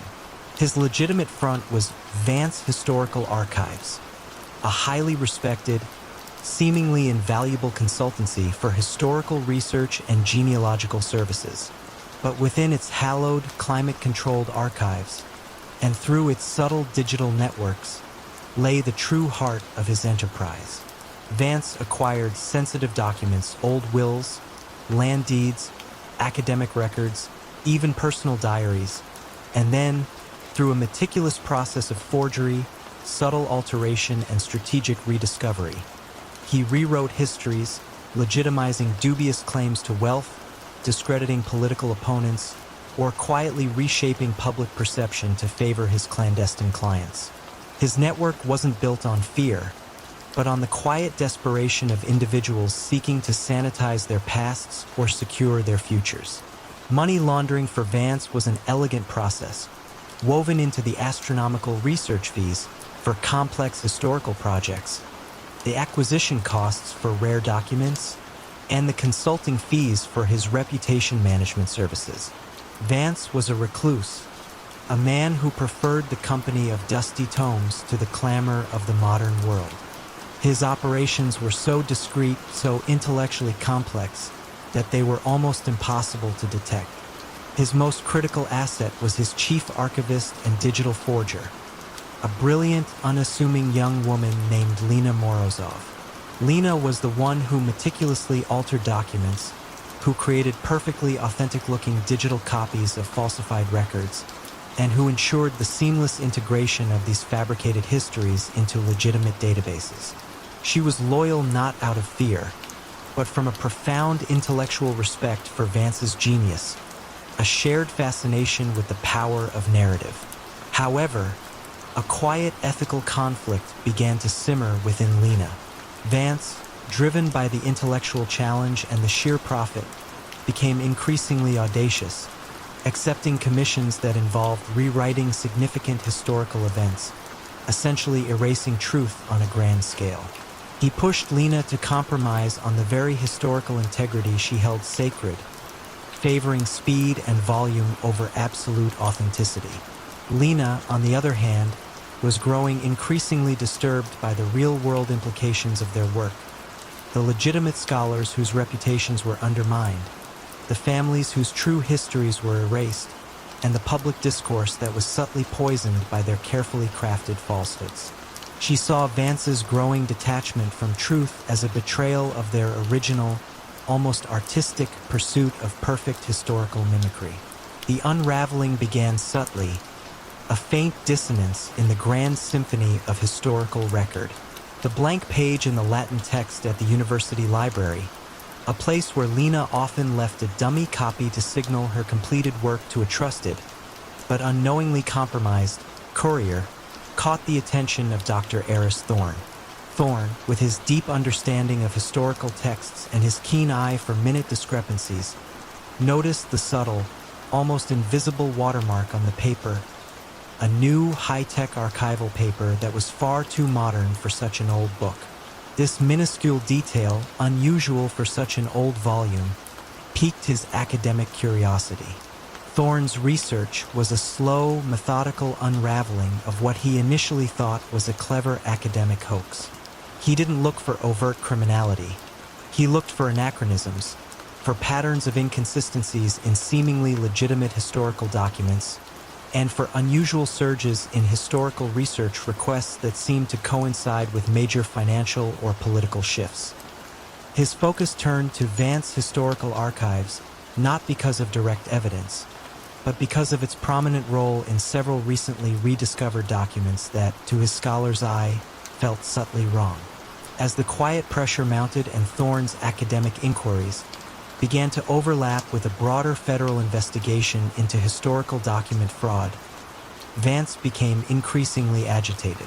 He pushed Lena harder, demanding that she create even more impenetrable layers of historical deception, demanding that she erase any potential digital or physical traces of their alterations. But Lena, realizing Vance's actions were becoming desperate and would eventually expose them both, made a critical, quiet decision. She didn't inform directly. Instead, during a frantic late-night demand from Vance to forge a critical historical treaty, Lena subtly, almost imperceptibly, embedded a series of metadata errors and a hidden digital key into the newly created digital files. She then accidentally allowed a single encrypted hard drive containing the original untainted versions of several key falsified documents to become corrupted and fall into the hands of a seemingly legitimate IT consultant who, unbeknownst to Vance, was an undercover federal agent. Elias, the scribe Vance, was apprehended not in a dramatic raid, but quietly, in his meticulously organized archive, surrounded by the historical documents that had been the foundation of his unseen empire. The charges against him were unique: systematic historical fraud, identity theft through falsified genealogies, and money laundering through illicit research fees. His empire, built on the quiet falsification of history and the illusion of absolute truth, crumbled not under the weight of a direct confession, but through the quiet, precise intervention of the very archivist who had once meticulously crafted his fabricated narratives. The blank page in the old Latin text, it turned out, had indeed been the subtle opening into the scribe's meticulously rewritten world. The old, ornate clock tower in the city square, a landmark that had stood for centuries, suddenly stopped at precisely midnight. It was a minor malfunction, easily dismissed as a quirk of aging machinery. Yet, for Superintendent Eleanor Vance, a veteran detective in a sprawling metropolitan police force, it felt like more than just a coincidence. This very clock tower was the silent anchor for the watchmaker, a shadowy figure whose influence was said to permeate the city's highest echelons, his empire built not on overt crime, but on the precise, meticulous timing of information, influence, and the quiet blackmail of the powerful. Could the sudden stillness of time itself be a subtle signal of disruption in an otherwise perfectly ordered world? Silas, the watchmaker Croft, was a master of precision and leverage. He didn't run traditional criminal rackets. His business was the subtle manipulation of time, information, and people. His legitimate front was Timeless Horology, a prestigious, seemingly innocuous antique clock and watch repair shop nestled in a quiet, exclusive district. But within the shop's meticulously organized chaos, and deep within its hidden workshops, lay the heart of his true enterprise. Croft acquired sensitive information from city contracts, zoning permits, upcoming infrastructure projects, and the personal lives of influential figures. and then used it to subtly nudge events to ensure that certain businesses won bids, that specific properties were rezoned, or that inconvenient investigations simply faded away. His network wasn't made of muscle, but of quietly indebted politicians, city planners, and even journalists, all caught in a web of carefully timed revelations or suppressions. Money laundering for Croft was seamless, woven into the astronomical prices of rare antique timepieces, and through the quiet consulting fees associated with his urban development advisories. Croft was a man of routines, a creature of precise habits. His entire life was governed by the rhythm of clocks and the predictable nature of human ambition. His most trusted confidant and the keeper of his vast, intricate web of information was his grandniece, Clara Jenkins. Clara was a brilliant archivist, a young woman with a photographic memory and an uncanny ability to cross-reference disparate pieces of data. She maintained the physical and digital archives of Croft's empire, ensuring that every secret, every favor, every lever of influence was meticulously cataloged and retrievable at a moment's notice. She admired Croft's intellectual prowess, the sheer elegance of his silent control. However, a quiet ideological divide began to emerge between Croft and Clara. Croft, with his old-world sensibilities, believed in absolute, centralized control, keeping all information under lock and key. Clara, on the other hand, saw the increasing risks of such a bottleneck. She advocated for a more decentralized system, for subtle redundancies, and for leveraging newer, less traceable digital methods for information dissemination and money flow, arguing it would make their operations more resilient. Croft dismissed her ideas as naive, a betrayal of the meticulous, hands-on control he prided himself on. He became increasingly dismissive of her warnings about digital vulnerabilities, convinced that his analog world was impenetrable. The unraveling began when the old clock tower stopped. It wasn't just a random event. It was a deliberate act of sabotage, a subtle glitch orchestrated by a rival who knew Croft's almost superstitious reliance on its consistent operation. The stoppage, though minor, created a cascade of small delays in Croft's meticulously timed information releases, causing ripple effects in several sensitive city projects. This minor disruption, unusual for an operation known for its absolute precision, caught the attention of Superintendent Eleanor Vance, who had long suspected a hidden hand in the city's seemingly random political and economic shifts. Vance's investigation was a slow, methodical assembly of disparate data points. She started tracking anomalies in property development, sudden shifts in voting patterns in city council meetings, and unusually suppressed news stories. She found no overt links to violence or traditional crime, but an overwhelming pattern of advantageous timing, of insider knowledge leveraged with uncanny precision. Her focus turned to timeless horology, not because of direct evidence, but because of its central, almost symbolic location and the odd, almost ritualistic movements of various city figures in and out of the unassuming shop. As the quiet pressure mounted and Vance's team began to build a circumstantial case around the sheer statistical improbability of Croft's continuous good fortune, Croft became increasingly agitated. He pushed Clara harder, demanding that she find the source of the glitch and demanding increasingly desperate, visible acts of influence to regain control. But Clara, seeing the inevitable collapse of an empire built on an outdated system, and weary of Croft's escalating paranoia and dismissal of her expertise, made a quiet, definitive choice. She didn't inform directly.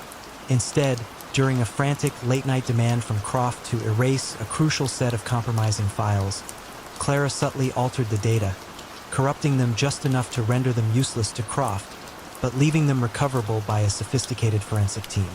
She also misplaced a specific, seemingly innocuous antique watch, one that contained a tiny, hidden microphone recording Croft's most damning conversations for years, knowing it would eventually be found during a raid. Silas, the watchmaker Croft, was apprehended not in a dramatic confrontation, but quietly, in his antique shop, surrounded by the ticking mechanisms of his life's work. The charges against him were complex. systemic blackmail, corruption, and financial fraud through illicit influence. His empire, built on the precise timing of secrets and the illusion of absolute control, crumbled not from a grand exposé, but from the quiet, almost imperceptible shift of the sands of time, accelerated by the very person who had once meticulously catalogued every second of his power. The old clock tower remained stopped, a silent testament to the watchmaker's ultimate, unraveling lack of control. The old lighthouse keeper, a stoic figure who had watched the churning North Sea for 50 years, reported a peculiar anomaly. A sleek, unmarked vessel, seemingly a fishing trawler, consistently appeared in the same remote stretch of water, far from any known fishing grounds, always under the cloak of thick fog. He noted its precise, almost synchronized movements with the subtle shifts in the offshore currents. Could this quiet, persistent phantom ship be the silent heart of the banker? A figure whose influence, though never seen, was whispered to control the very pulse of illicit finance across Northern Europe, his empire built on the invisible currents of digital money and the quiet hum of untraceable transactions? Henrik Lund, known as the Banker, was a phantom in the world of organized crime. He operated not with muscle, but with code. His domain was the dark web, the encrypted channels of global finance, and a network of seemingly legitimate tech startups and digital currency exchanges across Northern Europe. Lund didn't deal in tangible contraband. His business was pure, high-volume money laundering, providing an almost invisible service for various criminal organizations across the continent. He would take dirty money from drug cartels, human traffickers, cybercriminals, and, through a complex series of tumbling, mixing, and layering techniques involving cryptocurrencies and shell corporations, return it as clean, untraceable funds. His genius lay in his anonymity, his ability to create perfectly legitimate-looking digital paper trails, leaving no physical trace, no identifiable connection to any illicit activity. The North Sea fishing trawler was one of his few physical anchors, a secure, floating data center that allowed him to conduct his most sensitive transactions outside conventional jurisdictions, powered by satellite internet and untraceable power sources. Lund was a recluse, interacting only through encrypted channels, trusting no one entirely. His operations were so decentralized, so abstract, that it was nearly impossible to pinpoint a single point of failure. His most critical asset was his lead systems architect, a brilliant but deeply introverted coder named Anya Sharma. Anya was the one who designed the intricate algorithms for money tumbling, who built the secure communication protocols, and who ensured the flawless, anonymous movement of billions across the digital ether. She was loyal not out of fear, but from a shared intellectual fascination with the elegance of their solutions, a belief that they were pushing the boundaries of what was possible in digital finance. However, a subtle ideological rift began to form between Lund and Anya. Lund, driven by pure profit, became increasingly reckless, accepting larger and larger volumes of illicit funds, broadening his client base to include increasingly violent and dangerous organizations. He began to demand shortcuts, pushing Anya to compromise on the very security protocols she had so meticulously designed, favoring speed and volume over absolute anonymity. Anya, on the other hand, was growing increasingly disturbed by the real-world implications of their work, the violence and suffering that their clean money enabled. She saw Lund's growing greed as a betrayal of their original, almost academic pursuit of perfect digital obfuscation. The unraveling began subtly, a faint shimmer in the vast digital ocean. The lighthouse keeper's persistent reports about the ghost ship, combined with an increasing number of unusually sophisticated cyber laundering incidents flagged by Europol's nascent cybercrime division, piqued the interest of a veteran financial crimes investigator, Inspector Klaus Richter. Richter, a man who understood both traditional finance and emerging digital threats, began to build a profile of the banker, not by tracing money, but by mapping the digital footprints of the cyber laundering schemes. He noticed a common, almost artistic signature in the code used for the most complex transactions, a unique digital fingerprint. Richter's investigation was painstaking, a deep dive into the almost infinite ocean of financial data. He didn't look for a smoking gun. He looked for patterns, for anomalies in the digital noise. He noticed the sudden, untraceable spikes in activity from the specific regions where the ghost ship was sighted, a correlation that seemed too precise to be mere coincidence. He realized that the digital money trails, though incredibly complex, always seemed to originate or terminate through a series of offshore digital currency exchanges that shared subtle, almost imperceptible, infrastructural similarities. As the quiet pressure mounted and Richter's team began to probe the outer layers of Lund's digital empire, Lund became increasingly paranoid. He pushed Anya harder, demanding new, even more impenetrable layers of encryption, demanding that she disappear any potential digital traces. But Anya, realizing Lund's actions were becoming desperate and would eventually lead to their exposure, made a critical, quiet decision. She didn't become an informant in the traditional sense. Instead, during a frantic late-night demand from Lund for a new, unbreakable encryption key for a massive upcoming transfer, Anya subtly, almost imperceptibly, embedded a series of debug codes and a hidden kill switch into the core algorithm. She then accidentally left a single, encrypted metadata file accessible on a seemingly disconnected server, a file that, when decrypted by Richter's team, would reveal the precise GPS coordinates of the floating data center.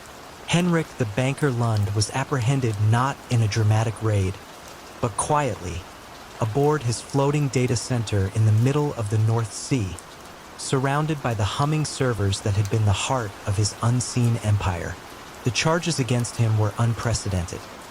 Operating a transnational money laundering syndicate, conspiracy to commit cyber fraud, and aiding and abetting numerous international criminal organizations. His empire, built on the invisible currents of digital finance and the quiet certainty of his own anonymity, crumbled not under the weight of an informant's testimony, but through the quiet, precise intervention of the very architect who had designed his digital world. The silent, persistent ghost ship had finally been unmasked, revealing the true scale of the banker's shadowy domain.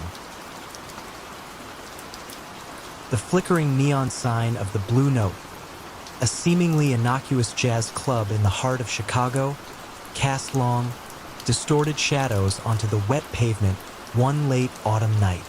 Inside, the smooth improvisation of a saxophone wailed, yet beneath the music, a subtle discord was playing out.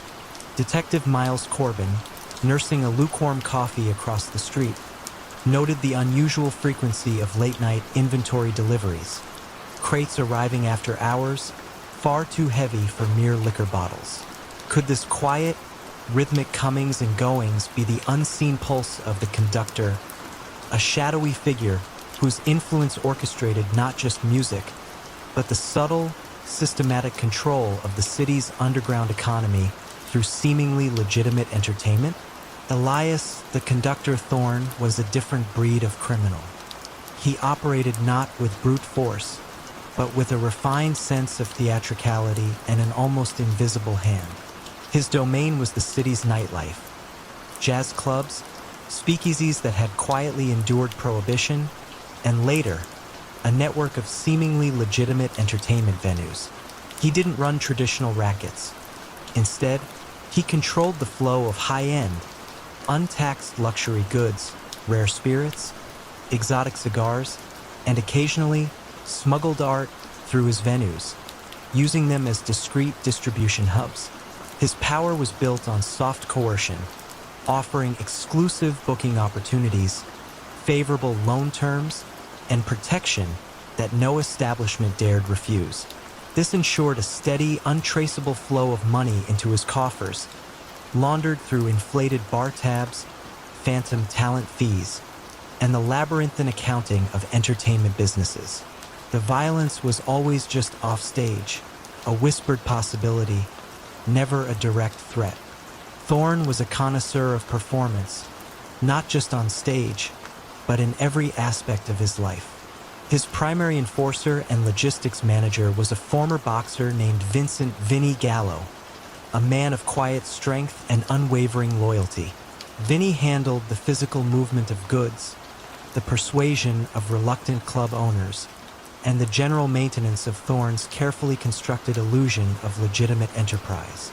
He trusted Thorne implicitly, believing in the conductor's vision of a new, more elegant form of criminal enterprise. However, the quiet friction began not with a betrayal, but with a cultural clash. Thorne, ever the artist, began to lose interest in the mundane details of his illicit trade. He became obsessed with expanding his legitimate entertainment empire, dreaming of opening a grand, opulent theater, a true monument to his refined taste. This obsession led him to take increasingly reckless risks, pouring vast amounts of illicit funds into highly visible, capital-intensive projects. Vinny, a man of practicalities and shadows, grew increasingly uncomfortable. He saw Thorne's ambition as a dangerous departure from their core principle of discretion. He warned against the grand theater, arguing it would draw too much attention, too much scrutiny. Thorne, however, dismissed Vinny's concerns as small-minded, viewing his loyalty as simplistic rather than strategic. The unraveling began subtly, a faint off-key note in the conductor's carefully orchestrated symphony. The repeated late-night inventory deliveries at the Blue Note caught the eye of Detective Miles Corbin, who specialized in financial anomalies within seemingly legitimate businesses. He noticed the pattern of these heavy crates moving between Thorne's various establishments and then, strangely, out to private residences of wealthy individuals who were not typically associated with bulk liquor purchases. He began to trace the financial trails, not looking for direct illicit payments, but for the unusual volume of legitimate-looking transactions that masked the movement of untaxed goods.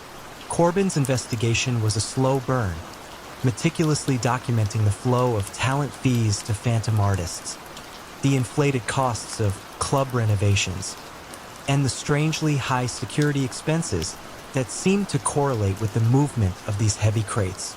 He also noticed that the revenue generated by these clubs didn't quite align with the sheer volume of inventory moving through them, suggesting a significant portion was never declared. As the quiet pressure mounted and the federal financial investigators began to circle, Thorne became increasingly erratic. His artistic temperament turned into a volatile impatience. He lashed out at Vinny, accusing him of lacking vision, of failing to appreciate the scale of the empire he was building. He demanded that Vinny find new, faster ways to move money, to obscure the burgeoning legitimate empire from any scrutiny, pushing Vinny to expose himself in ways he had always avoided. Vinny, loyal though he was, realized Thorne's hubris would eventually lead them both to ruin. He didn't directly betray Thorne. Instead, during a particularly fraught discussion about a new shipping route for a batch of rare artifacts, Vinny subtly miscommunicated a key detail to a customs officer he had always kept on a quiet payroll. He also accidentally left a secure ledger detailing the true contents of the inventory deliveries, in a place where it would be found by a trusted, yet compromised, subordinate, knowing it would eventually make its way to law enforcement. Elias, the conductor Thorne, was apprehended not at a grand opening, but in the quiet, empty rehearsal room of his beloved theater project, surrounded by blueprints and the ghosts of unplayed melodies. The charges against him were comprehensive: racketeering, systematic tax evasion, and conspiracy to smuggle high-end goods. His empire, built on the delicate balance of illusion and the quiet hum of illicit trade, crumbled not under a direct assault, but from the cumulative weight of unheeded warnings and the quiet, almost mournful withdrawal of loyalty from the very man who had once choreographed his shadow movements. The final act for the conductor was a silent one, performed for an audience of federal agents. The old fisherman, pulling up his nets in the pre-dawn mist off the coast of Sicily, found not the usual bounty of the sea, but a single, remarkably ornate antique compass, encrusted with barnacles, yet surprisingly intact. It seemed an odd relic for these waters, far from any known shipwreck. Could this seemingly random discovery be a silent yet profound clue to the vast, almost mythical wealth of the navigator? A man whose influence was said to extend across the Mediterranean, his empire built not on land, but on the shifting tides of illicit trade and quiet diplomacy? Don Luciano, the navigator Moretti, was a figure of quiet legend, his power rooted not in overt displays of force, but in a profound understanding of global maritime trade and human connections. Based out of a seemingly unremarkable shipping company in Palermo, Moretti's true domain was the sea itself. His network spanned from the bustling ports of North Africa to the quiet coves of the Greek Isles, from the bustling docks of Naples to the refined drawing rooms of Geneva. He controlled the flow of contraband rare earth minerals, high-end counterfeit goods, and, occasionally, even human cargo, moving it with an efficiency and discretion that baffled law enforcement for decades. His genius lay in logistics, in understanding currents both oceanic and political, and in cultivating a network of tacitly complicit port authorities, shipping magnates, and customs officials. Money laundering for Moretti was an art form, his illicit gains seamlessly interwoven into the complex, legitimate financial transactions of his global shipping and import-export businesses. Moretti's operations were almost entirely self-contained, a meticulously managed ecosystem where loyalty was absolute, enforced not by fear of violence, but by the quiet certainty of ruin. His most trusted confidant and the architect of his financial labyrinth was his younger cousin, Isabella Moretti. Isabella was a financial prodigy, educated in the finest European business schools, who had chosen to apply her formidable intellect to the family's clandestine affairs.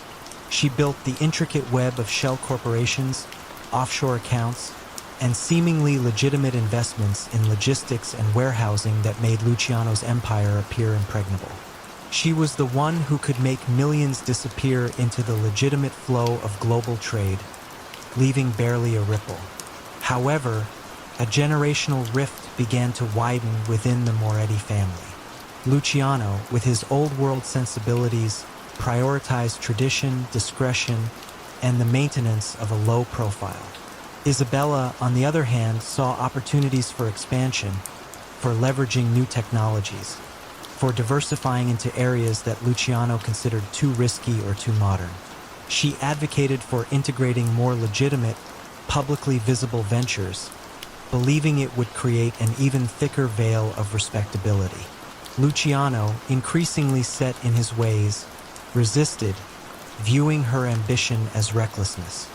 He saw her growing influence as a potential threat to the very discretion he held paramount. The unraveling began when Isabella, frustrated by Luciano's resistance and sensing the shifting tides of global finance, subtly altered one of the family's most sacred unwritten rules: never to overinvest in a single, easily identifiable, legitimate venture. She quietly poured a significant, disproportionate amount of laundered capital into a single, high-profile luxury yacht manufacturing company in a neutral European country. She believed the sheer scale and complexity of the venture would offer impenetrable cover. However, this company, precisely because of its high profile and sudden, unexplained growth, attracted the notice of a new multinational task force specifically targeting large-scale maritime financial irregularities. The discovery of the antique compass, an item linked to a centuries-old Sicilian maritime legend and coincidentally to a specific, almost forgotten family legend of the Morettis, also subtly drew attention to the area. While not direct evidence, it added a layer of historical intrigue that spurred investigators to dig deeper into the region's shipping networks. The task force, led by a quiet, persistent investigator named Inspector Duval from Europol, began to meticulously trace the sudden influx of capital into the yacht company. They didn't find traditional drug money trails. Instead, they found an incredibly complex, almost artistic pattern of money flowing through obscure holding companies registered in island nations, then through a series of art acquisitions, finally pooling into the yacht manufacturer. The sheer volume and the unusual nature of the investments were the red flags. As the quiet pressure mounted and the task force began to close in, Luciano, now deeply paranoid, started to turn on Isabella. He accused her of recklessness, of betraying his trust, of bringing unwanted attention to the family. He began to demand increasingly desperate measures to obscure the paper trail, measures that Isabella knew were futile and would only expose them further. Isabella, realizing Luciano's actions would eventually lead to their mutual ruin, made a calculated decision. She didn't inform in the traditional sense. Instead, during a frantic late-night meeting with Luciano, she subtly, almost imperceptibly, forgot to properly encrypt a crucial set of financial ledgers when she sent them to a backup server. She then misplaced the physical key to a secure vault containing the master ledger of their illicit cargo movements, knowing that a desperate Luciano would eventually force the issue, and the lost key would inevitably be discovered during the inevitable federal search. Don Luciano, the navigator Moretti, was apprehended not on the high seas, but in his opulent office overlooking the port of Palermo, amidst maps and shipping manifests. The charges against him were extensive: international money laundering, conspiracy, and operating an unregistered shipping conglomerate involved in illicit trade. His empire, built on the shifting tides of global commerce and the quiet certainty of his own untouchability, crumbled not from an external attack, but from the quiet, almost imperceptible hand of the very architect who had designed its intricate financial charts. The antique compass, a symbol of his family's maritime heritage, had, in a strange twist of fate, marked the true north of his quiet, yet devastating, downfall. The scent of roasted coffee and the low hum of conversation usually filled the daily grind, a popular cafe nestled in a bustling European capital. But one morning, a seemingly innocuous detail, the consistent presence of an old, tattered copy of War and Peace on Table 7, always left slightly ajar, caught the eye of Inspector Lena Petrova. It was a small thing, an almost unnoticeable pattern amidst the urban chaos. Yet, could such a mundane object be a silent beacon, signaling the intricate, almost invisible network of the Whisperer, a figure whose influence flowed through the city's veins not through force, but through carefully cultivated secrets and quiet manipulations? Nikolai Volkov, known only as the Whisperer, had built his empire on information, not territory. In the post-Cold War landscape of a rapidly modernizing Eastern European nation, traditional organized crime was a blunt instrument. Volkov, however, understood the power of data. His network consisted not of thugs, but of disgruntled government clerks, underpaid financial analysts, and ambitious tech professionals. He acquired sensitive information, government tenders, corporate secrets, personal indiscretions of the elite, and sold it to the highest bidder, or, more often, used it as leverage for soft coercion. His legitimate fronts were seemingly innocuous: a chain of internet cafes, a small but highly regarded data recovery firm, and, of course, the daily grind, where subtle exchanges took place over steaming cups of coffee.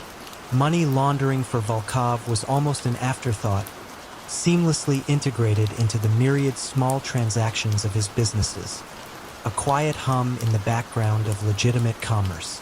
Volkov was a master of discretion, his operations almost entirely digital, leaving barely a physical trace. He rarely met anyone in person, preferring encrypted communications and a complex relay system of trusted couriers. His most critical asset was his chief cryptographer and logistics manager, a brilliant, unassuming young man named Alexei Kuznetsov. Alexei was the architect of Volkov's digital fortress, ensuring the secure flow of information and the untraceability of funds. He was loyal not out of fear, but out of a deep intellectual respect for Volkov's strategic genius. However, a subtle shift began to occur in Volkov's operations. The relentless pressure of managing a vast, ever-growing information network began to erode his legendary caution.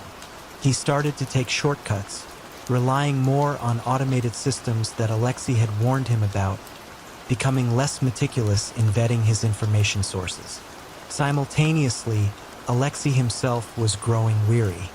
He felt increasingly detached from the human consequences of the data he was manipulating, the lives subtly ruined, the companies quietly undermined. He also observed Volkov's increasing reliance on his algorithms, bordering on a dismissal of Alexei's own expertise and, more critically, his warnings about potential vulnerabilities in the very systems he had designed. The unraveling began when a newly implemented facial recognition system, deployed as part of a citywide smart infrastructure initiative, picked up a repeating pattern at the daily grind. The system flagged the same unidentified individual, a courier for Volkov, frequently interacting with different ordinary citizens who consistently left with or picked up the tattered copy of War and Peace from Table 7. This was a deviation from Volkov's usual hyper-discrete methods, a tiny physical pattern in a world of digital shadows. Inspector Petrova, alerted to this peculiar anomaly, decided to observe. She didn't find large sums of cash, but rather micro SD cards discreetly swapped within the pages of the book, containing encrypted data. Petrova's investigation, initially met with skepticism by her superiors, was a painstaking process of mapping these seemingly random exchanges. She followed the couriers not to drug drops or weapons deals, but to government offices, financial institutions, and tech companies. She began to piece together a web of digital breadcrumbs, leading back to Volkov's data recovery firm. She found no overt criminality in the firm's ledgers, just a remarkably consistent flow of small, legitimate-looking payments that seemed to fund an unusually large data storage capacity. As the quiet pressure mounted and the federal investigators started to poke at the edges of his digital fortress, Volkov became desperate. He ordered Alexei to create even more complex encryption, to build new digital walls. But Alexei, seeing the inevitable, recognized his moment. He didn't directly betray Volkov by becoming an informant. Instead, during one of Volkov's increasingly frantic demands, Alexei subtly introduced a backdoor into the very encryption system he was designing, a tiny, almost undetectable vulnerability.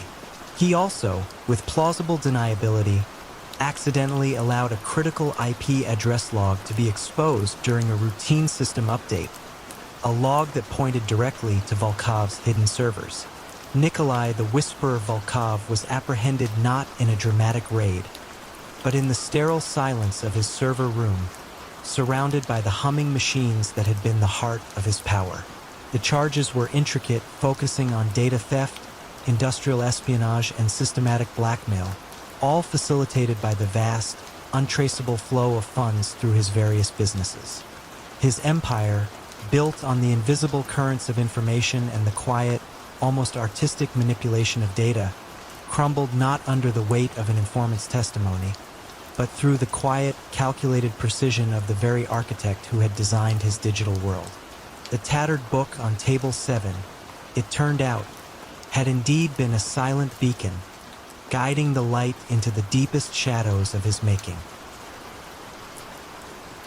The hushed tones of the auction room, filled with the scent of old money and newer ambition, were suddenly broken by a single, sharp gasp. A small, unassuming painting, dismissed by most as a minor piece from a forgotten artist, had just sold for 10 times its estimated value, purchased by a newly established art collective with an untraceable offshore funding source. Agent Isabella Izzy Vargas, whose expertise lay in the subtle currents of the global art market, felt a chill. Was this anomaly a mere coincidence, or the first tremor of a sophisticated new wave of money laundering, hinting at the quiet, almost artistic methods of a shadow figure known only as the Curator. The Curator was not a name uttered in fear, but in awe or perhaps a curious blend of both. Unlike the loud, territorial gangsters of the past, Marcus Thorne, as he was known in certain circles, operated entirely within the rarefied atmosphere of high art and antiquities. His realm spanned from exclusive galleries in Paris to private collections in Geneva, from discreet auction houses in New York to hidden warehouses in the free ports of Switzerland. Thorne didn't deal in drugs or protection. His empire was built on art forgery, stolen artifacts, and, most lucratively, using the opaque, high-value art market as a perfect conduit for international money laundering. His strategy was elegant. Inflate the value of a lesser piece through a series of shell transactions, then sell it legitimately at its new, inflated price, effectively washing millions through a single brushstroke. He understood that art was not just about aesthetics. It was a perfect vehicle for moving vast sums of money, untraceably, across borders. Thorne had an uncanny eye for art, a genuine appreciation that made him seem more like a discerning collector than a criminal mastermind. This passion was his greatest asset and, ultimately, his most subtle flaw. His right-hand man, a quiet, brilliant art historian named Dr. Elias Vance, managed the intricate logistics of authentication, movement, and the delicate dance of value manipulation. Vance was methodical, meticulous, and utterly loyal to Thorne, whom he genuinely respected as a visionary. However, the quiet friction began not with a disagreement, but with a burgeoning rivalry. Thorne had recently brought in a young, flamboyant art dealer named Antoine Dubois, a man with a sharp mind for market trends but little regard for the meticulous, almost scholarly approach that Vance valued. Dubois advocated for faster, riskier flips, less subtlety, and a wider, more visible network of transactions. Thorne, increasingly seduced by the promise of exponential growth and the public recognition that Dubois sought, began to sideline Vance's cautious advice. Vance, in turn, felt his expertise undervalued, his meticulous work dismissed as antiquated. The tension was palpable, though unspoken, in the hushed conversations over rare canvases and ancient scrolls. The unraveling began when Dubois, in an attempt to impress Thorne and establish his own dominance, engineered the auction of the seemingly insignificant painting that Izzy Vargas noticed. He had pushed for an unusually aggressive bidding strategy, driving up the price far beyond what was discreet, attracting precisely the kind of unwanted attention that Vance had always meticulously avoided. It was a deviation from Thorne's carefully cultivated, quiet methods, a visible splash in the usually placid waters of the art world. This single, highly suspicious transaction landed squarely on Izzy Vargas's desk. Vargas, with her background in art history and financial forensics, began to methodically trace the collective's funding, then the previous owners and the subtle, almost invisible digital fingerprints left by the transactions. She uncovered a pattern of similar high-value, low-reputation art sales across multiple continents, all linked by a series of shell companies with ever so slightly overlapping directorships and untraceable digital footprints. The network was vast, but the pattern was becoming clear. As the pressure mounted from the slow, relentless federal investigation, Thorne became increasingly agitated. He began to lash out, first at Dubois for his recklessness, then subtly at Vance for his perceived slowness. Vance, witnessing Dubois's increasing influence and Thorne's escalating paranoia, realized his position was untenable. He had dedicated years to Thorne, but he would not be sacrificed for Dubois's hubris. Quietly, meticulously, Vance began to organize the evidence that Izzy Vargas would need. He didn't turn informer. He merely allowed certain files to become accessible through minor security lapses, created subtle digital trails that led to the full scope of Thorne's operations, and, most damningly, discovered and lost a series of encrypted communications detailing Thorne's explicit instructions for a new, even larger art forgery and laundering scheme. Marcus, the curator Thorne, was arrested at a private viewing in a secluded gallery in Geneva, admiring a newly acquired Renaissance masterpiece. The charges were staggering: international money laundering, art fraud, and racketeering. His empire, built on the beauty of deception and the silence of the art market, crumbled not with a grand exposé, but with the quiet, deliberate precision of a historian correcting a flawed narrative. The true art, it turned out, was in understanding the subtle currents of human nature and knowing precisely when to allow a masterpiece to be fully, devastatingly revealed. The old woman's hand trembled as she slid a worn, leather-bound ledger across the polished mahogany table, its pages filled with meticulous entries dating back decades. Detective Inspector Anya Sharma, a relative newcomer to the organized crime unit in London, felt a prickle of unease. This was not the usual hardened informant. This was Mrs. Evelyn Finch, a seemingly innocuous retired librarian who lived in a quiet, leafy suburb. What secrets could such a woman possibly hold about the elusive ghost of Fleet Street? A figure whose influence was whispered about but never seen, whose shadowy network seemed to control the very flow of information through the city's underbelly. For years, the ghost of Fleet Street was more of a legend than a man. Born Alistair Finch, though no one dared call him that, he had inherited a small, failing print shop from his father in the austere post-war years. But Alistair possessed a singular genius for leverage. He didn't traffic in drugs or protection rackets in the traditional sense. His currency was information, and his method was quiet, relentless blackmail. He knew every politician's secret, every judge's indiscretion, every financier's illicit dealings. His network wasn't composed of brute enforcers, but of quietly desperate individuals in positions of power, trapped by their own hidden vices. He provided a service, discreetly handling sensitive matters, burying embarrassing stories, or subtly nudging public opinion, all for a price. A steady stream of untraceable funds and, more importantly, a deeper web of favors and influence. His print shops, media consultancies, and even a chain of seemingly legitimate newsstands across London served as perfect fronts, funneling information in and out, laundering money, and providing cover for a chillingly effective system of soft coercion. Alistair Finch's primary confidant and silent partner was his own mother, Evelyn. She had been the quiet force behind the ledgers, the meticulous record keeper of every secret, every debt, every whispered promise.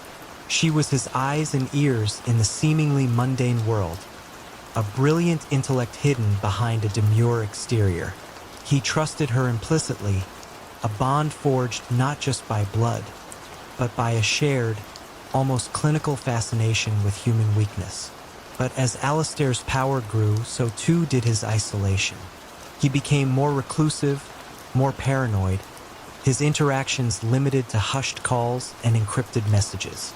The pressure of maintaining his vast web of secrets began to take its toll, manifesting in increasingly erratic behavior and a cruel edge to his commands. He started to doubt everyone, even Evelyn, questioning her loyalty, scrutinizing her every move.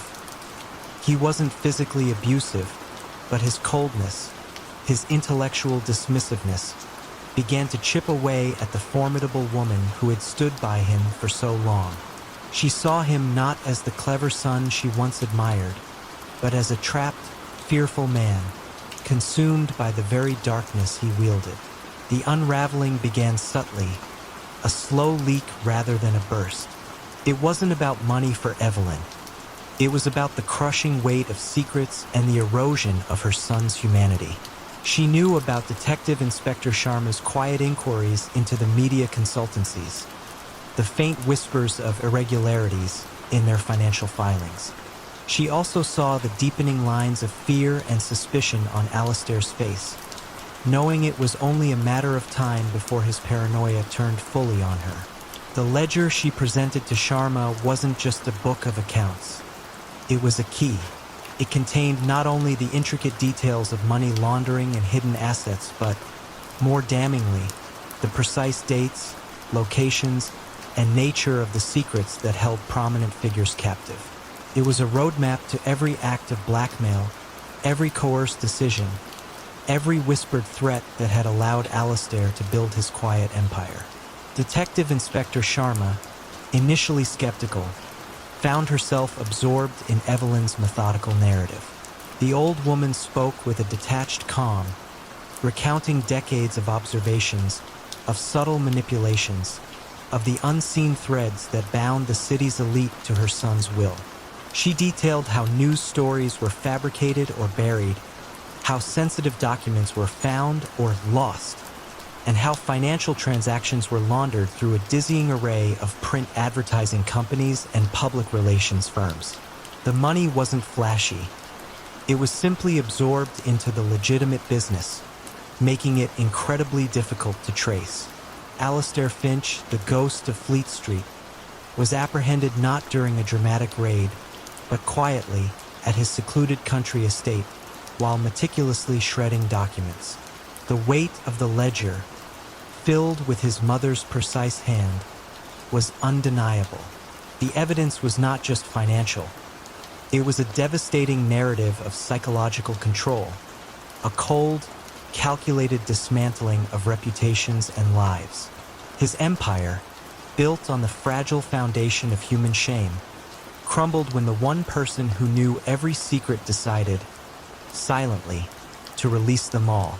Evelyn Finch, the quiet librarian, had not sought revenge, but simply an end to the charade, pulling the last, crucial thread that unraveled the ghost's carefully constructed world. The opening night of Crimson Horizon, a neo-noir film lauded for its gritty realism and surprising critical acclaim, seemed a triumph for Joseph Rossi, the maestro. Yet, beneath the glittering facade of Hollywood's new darling, whispers began to circulate about the true source of its generous funding. Could the maestro's deep, almost artistic immersion in legitimate ventures be the very thing that obscured the quiet rot within his empire? Or was it a carefully crafted illusion designed to distract from the meticulous financial machinations hidden in plain sight? Joseph Rossi earned his moniker, the Maestro, not from conducting orchestras, but from the almost artistic precision with which he orchestrated his vast criminal enterprise. Unlike the loud, brutish figures of yesteryear, Rossi was a man of culture and quiet refinement. His domain was the legitimate world high-end restaurants, exclusive jazz clubs, and, increasingly, independent film production houses in New York and later Los Angeles. His power was built on subtle influence, soft coercion, and the meticulous laundering of illicit funds through these glittering establishments. You'd find him at a premiere, not a back alley. His tailored suits and polite smile masking the intricate web of racketeering and extortion that hummed beneath the city's glamour. He understood that true control came not from fear, but from dependency.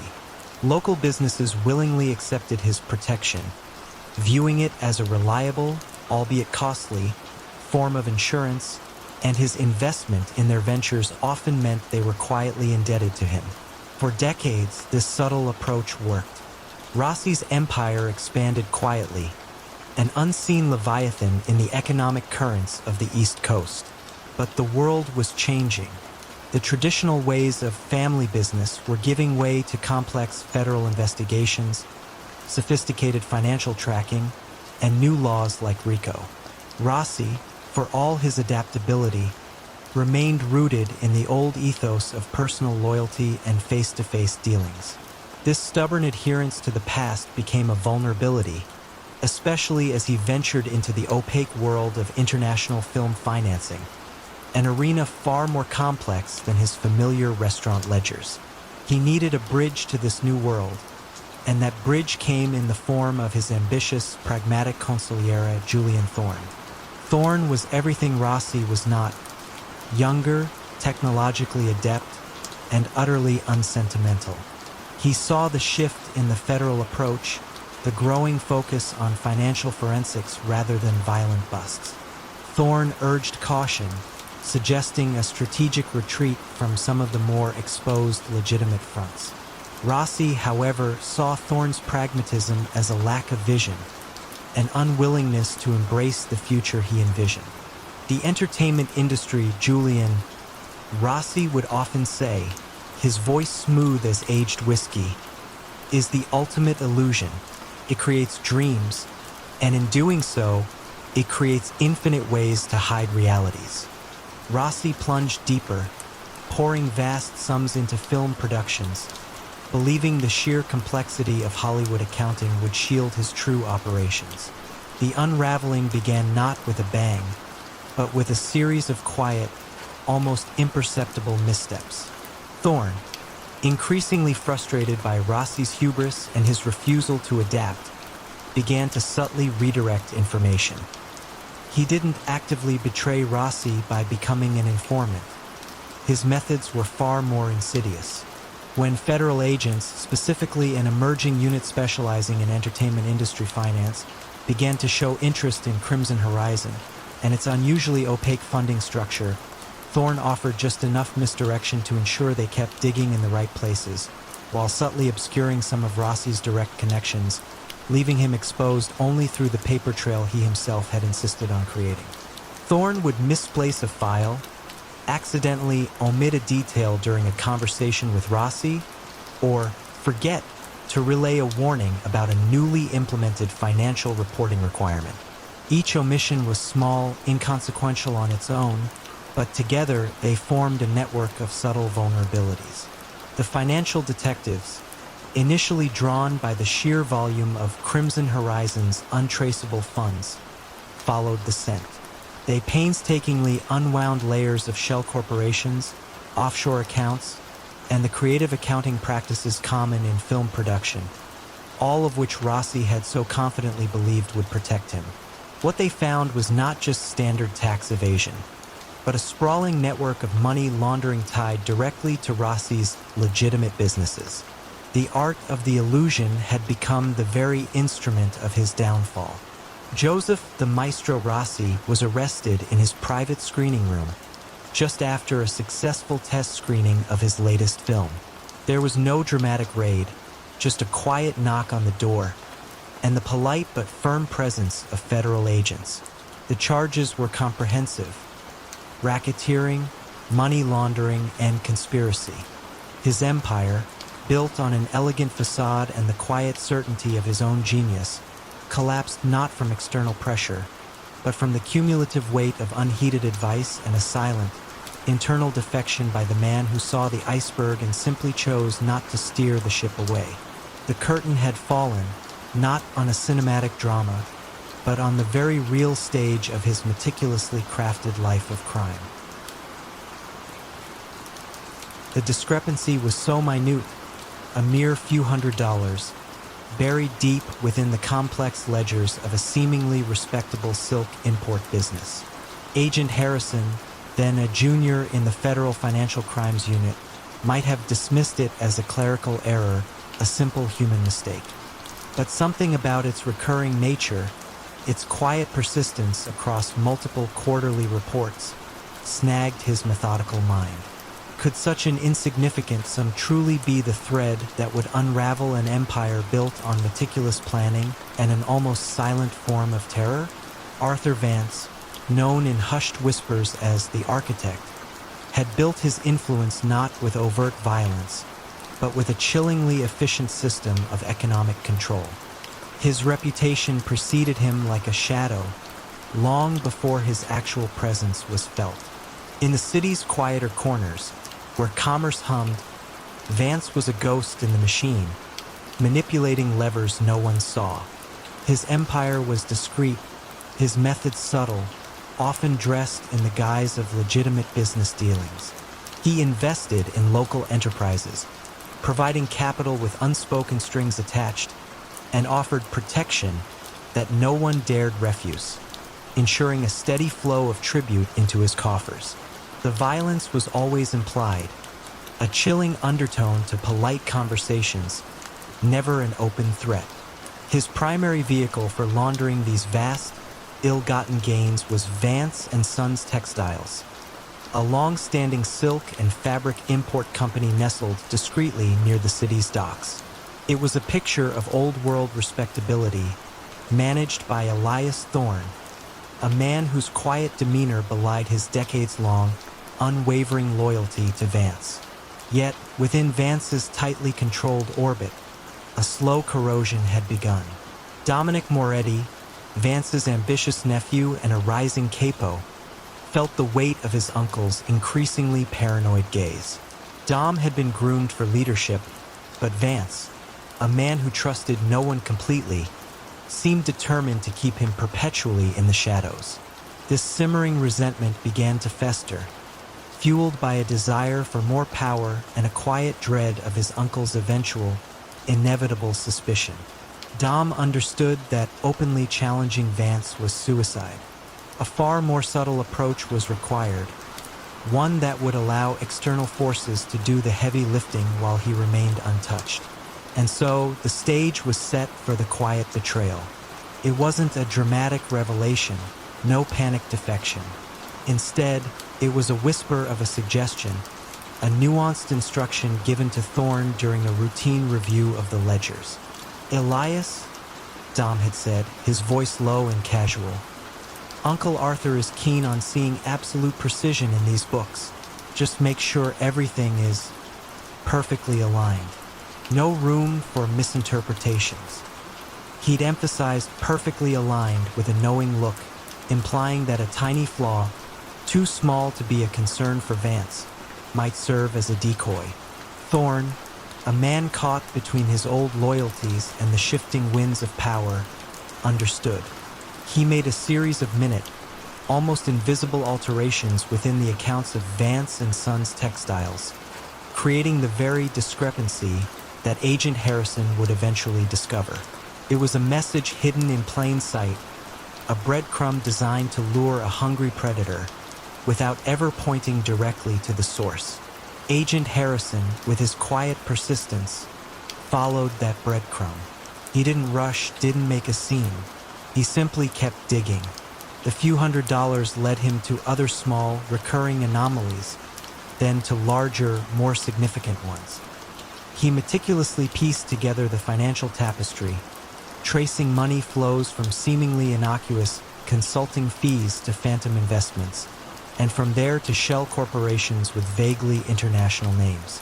He noticed patterns of local businesses suddenly switching suppliers to Vance and Sons, or taking out loans from an obscure trust fund linked to the textile company. The quiet coercion was becoming visible through the sheer volume of transactions that defied logical market behavior. As the federal net tightened, imperceptibly at first, Vance's paranoia spiked. He felt a disturbance in the force he commanded, a subtle shift in the air that his network breathed.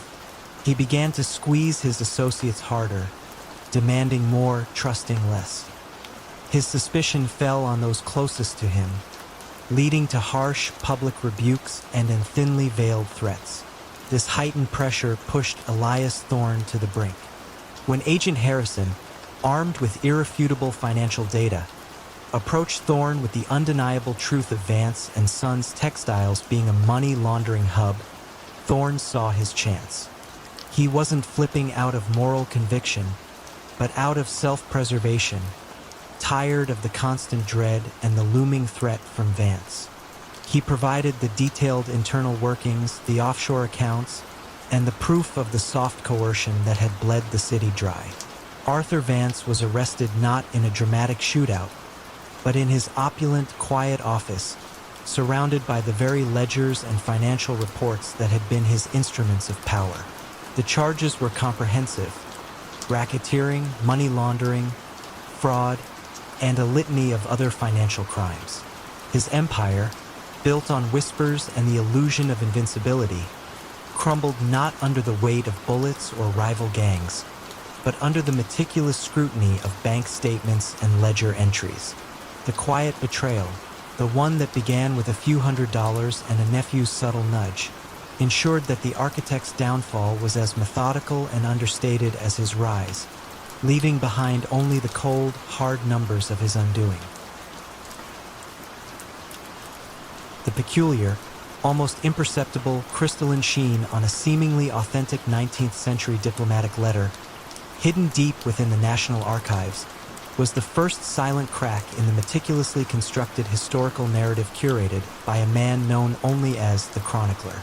How could a figure who controlled the very memory of a nation, subtly shaping its past, be undone by a microscopic detail invisible to the naked eye?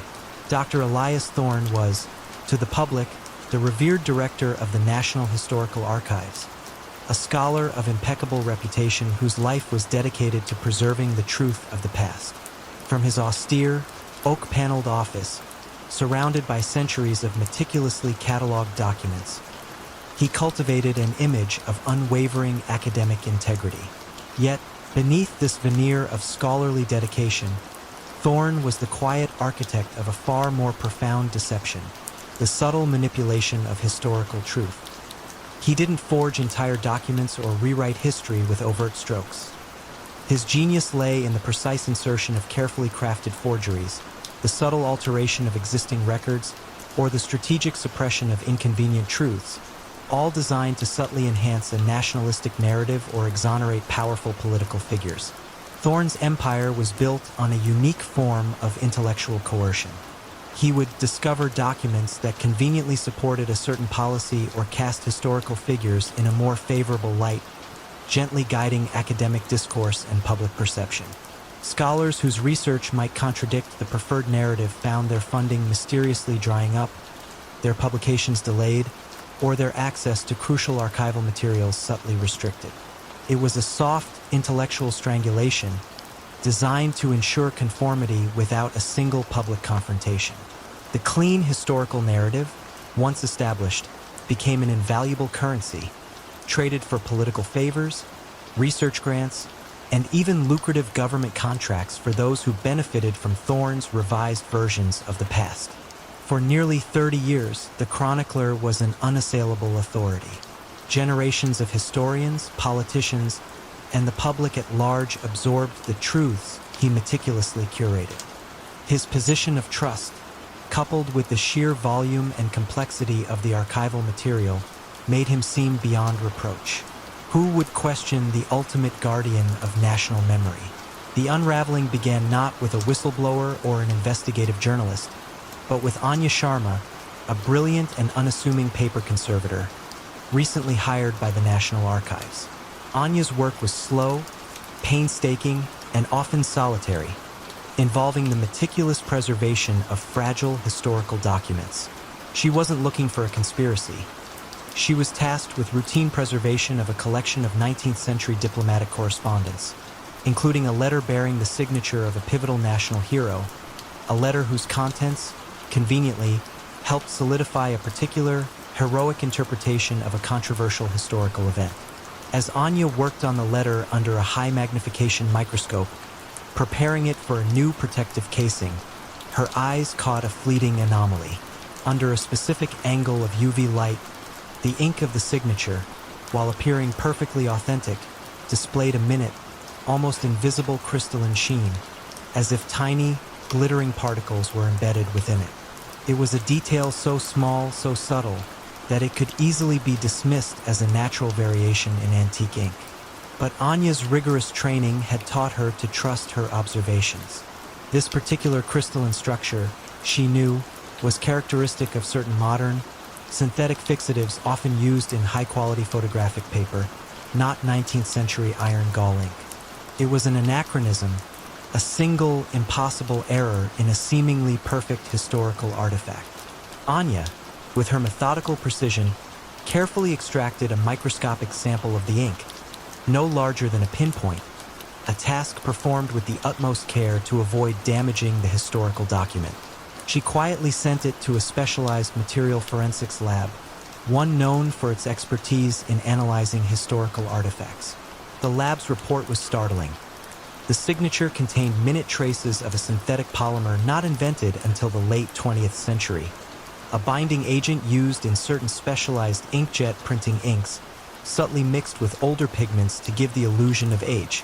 The signature, an integral part of the narrative, was a forgery meticulously applied over a genuine, but less convenient, original. The moment it truly unraveled for Dr. Elias Thorne was devoid of drama. Anya, with the lab report in hand, approached a quiet but unyielding senior curator, Dr. Helen Vance, who, after confirming Anya's findings with further independent tests, alerted a special unit within the National Police that dealt with cultural heritage crimes. They didn't raid the archives with sirens blaring. Instead, they secured a discreet warrant based on the scientific evidence. Elias Thorne, found calmly reviewing budgetary reports in his office, was presented not with accusations of treason, but with a meticulously detailed forensic report on his prized 19th century diplomatic letter, highlighting the imperceptible crystalline sheen and the anachronistic polymer. His empire, built on the quiet, intellectual manipulation of history, had been betrayed not by a grand conspiracy, but by a microscopic detail in a single signature, a silent, glittering testament to his insidious reshaping of the past. Thorne, known for his unshakable composure, simply closed the budget folder, a faint, almost imperceptible tremor running through his hand. He knew instinctively that his carefully curated version of history had finally been exposed, not by a rival, but by a tiny, sparkling imperfection within his own artful deception. The peculiar discovery of a single, perfectly preserved, albeit discarded, child's porcelain doll in a commercial landfill, far from any residential waste, was the first quiet ripple in the seemingly impenetrable empire of a man who controlled a city's very refuse. How could an operation built on ironclad contracts and silent coercion, stretching back decades, begin to unravel from such an unusual, out-of-place artifact? Vincent the Garbage Man Morello was not the kind of figure who commanded attention with loud proclamations or flashy displays of wealth. He was a man of quiet diligence, his days spent in the unassuming office of City Sanitation Services, the company that held the exclusive contract for waste collection and disposal for a sprawling American metropolis. To the public, Morello was a hard-working, almost civic-minded entrepreneur, dedicated to keeping the streets clean. But beneath this veneer of public service lay a vast network of racketeering, money laundering, and quiet coercion that had held countless businesses in its silent grip for over 30 years. Morello's genius lay in his understanding of essential services. He knew that for any business, large or small, waste disposal was non-negotiable. His system of control was a masterpiece of soft coercion. A small restaurant that refused to sign his exclusive waste removal contract might suddenly find its dumpsters mysteriously overflowing, its collections delayed for days, or its waste permits subtly audited. Competitors who dared to challenge his monopoly faced constant equipment failures, their trucks mysteriously breaking down on routes, or their own city contracts becoming inexplicably snarled in bureaucratic red tape. This gentle, persistent pressure invariably led them to capitulate, signing contracts with city sanitation services at inflated prices, disguised as premium service charges or environmental compliance fees. The money, once collected, was laundered through a dizzying array of phantom equipment purchases, inflated fuel costs, and non-existent consulting fees, all flowing back into Morello's legitimate real estate holdings and seemingly modest investment portfolios. The city ran like clockwork, its waste vanishing efficiently, its businesses quietly paying their dues. You might have seen one of City Sanitation's distinctive green trucks rumbling down your street every Tuesday, completely unaware that each pickup was a tiny, silent transaction in a vast, illicit economy. Morello himself was meticulous. His records were clean, his employees loyal, and his operations so deeply embedded in the city's infrastructure that he seemed an unmovable force.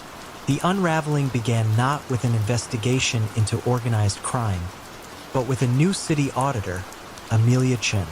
Amelia was not a detective, but a quiet, methodical numbers person, tasked with ensuring the city's waste management contracts were financially sound. Her attention was drawn to a minor discrepancy in the daily landfill logs. A sudden, anomalous increase in commercial waste from a specific industrial zone, yet with a corresponding decrease in recorded pickups from that same zone. It was a statistical oddity that didn't quite make sense. As she dug deeper, she discovered the porcelain doll, reported by a sharp-eyed landfill supervisor. The doll was a specific, unique collectible, definitely not industrial waste, and even more definitively not from the residential area where it was found. Its presence in a commercial waste stream, and then in the wrong landfill, was the first whisper of a problem. Amelia's investigation was a slow burn, fueled by quiet curiosity. She cross-referenced every detail: the type of doll, its known origins, the specific commercial area from which the commercial waste supposedly originated, and the exact routes of city sanitation trucks. She discovered that the doll had belonged to the young daughter of Mr. Peterson, the owner of a small, independent toy manufacturing company in the industrial zone. Mr. Peterson had recently refused to renew his waste contract with city sanitation services, citing their exorbitant prices. Soon after, his legitimate waste pickups became erratic, often missed entirely, forcing him to temporarily dispose of his factory's non-hazardous overflow, including some packaging and, unbeknownst to him, his daughter's discarded toy, by driving it to a local residential collection point. Amelia's meticulous work revealed that city sanitation services, under Morello's quiet direction, had been deliberately disrupting Mr. Peterson's legitimate waste collection, effectively pushing his small business to the brink, all because he wouldn't pay their inflated protection fees. The doll was a casualty of this quiet economic warfare, a mundane item that served as an undeniable physical link in the chain of subtle sabotage. Amelia didn't find threats or violence in the records. She found patterns of unexplained delays, sudden truck maintenance issues, and missing waste collection invoices, all designed to make life miserable for those who defied Morello. The moment it all unraveled for Vincent Morello was devoid of grand confrontation. Amelia Chin, armed not with a badge, but with binders full of meticulously compiled spreadsheets, truck logs, and landfill manifests, presented her findings to a federal prosecutor. The case wasn't about murder or drug trafficking.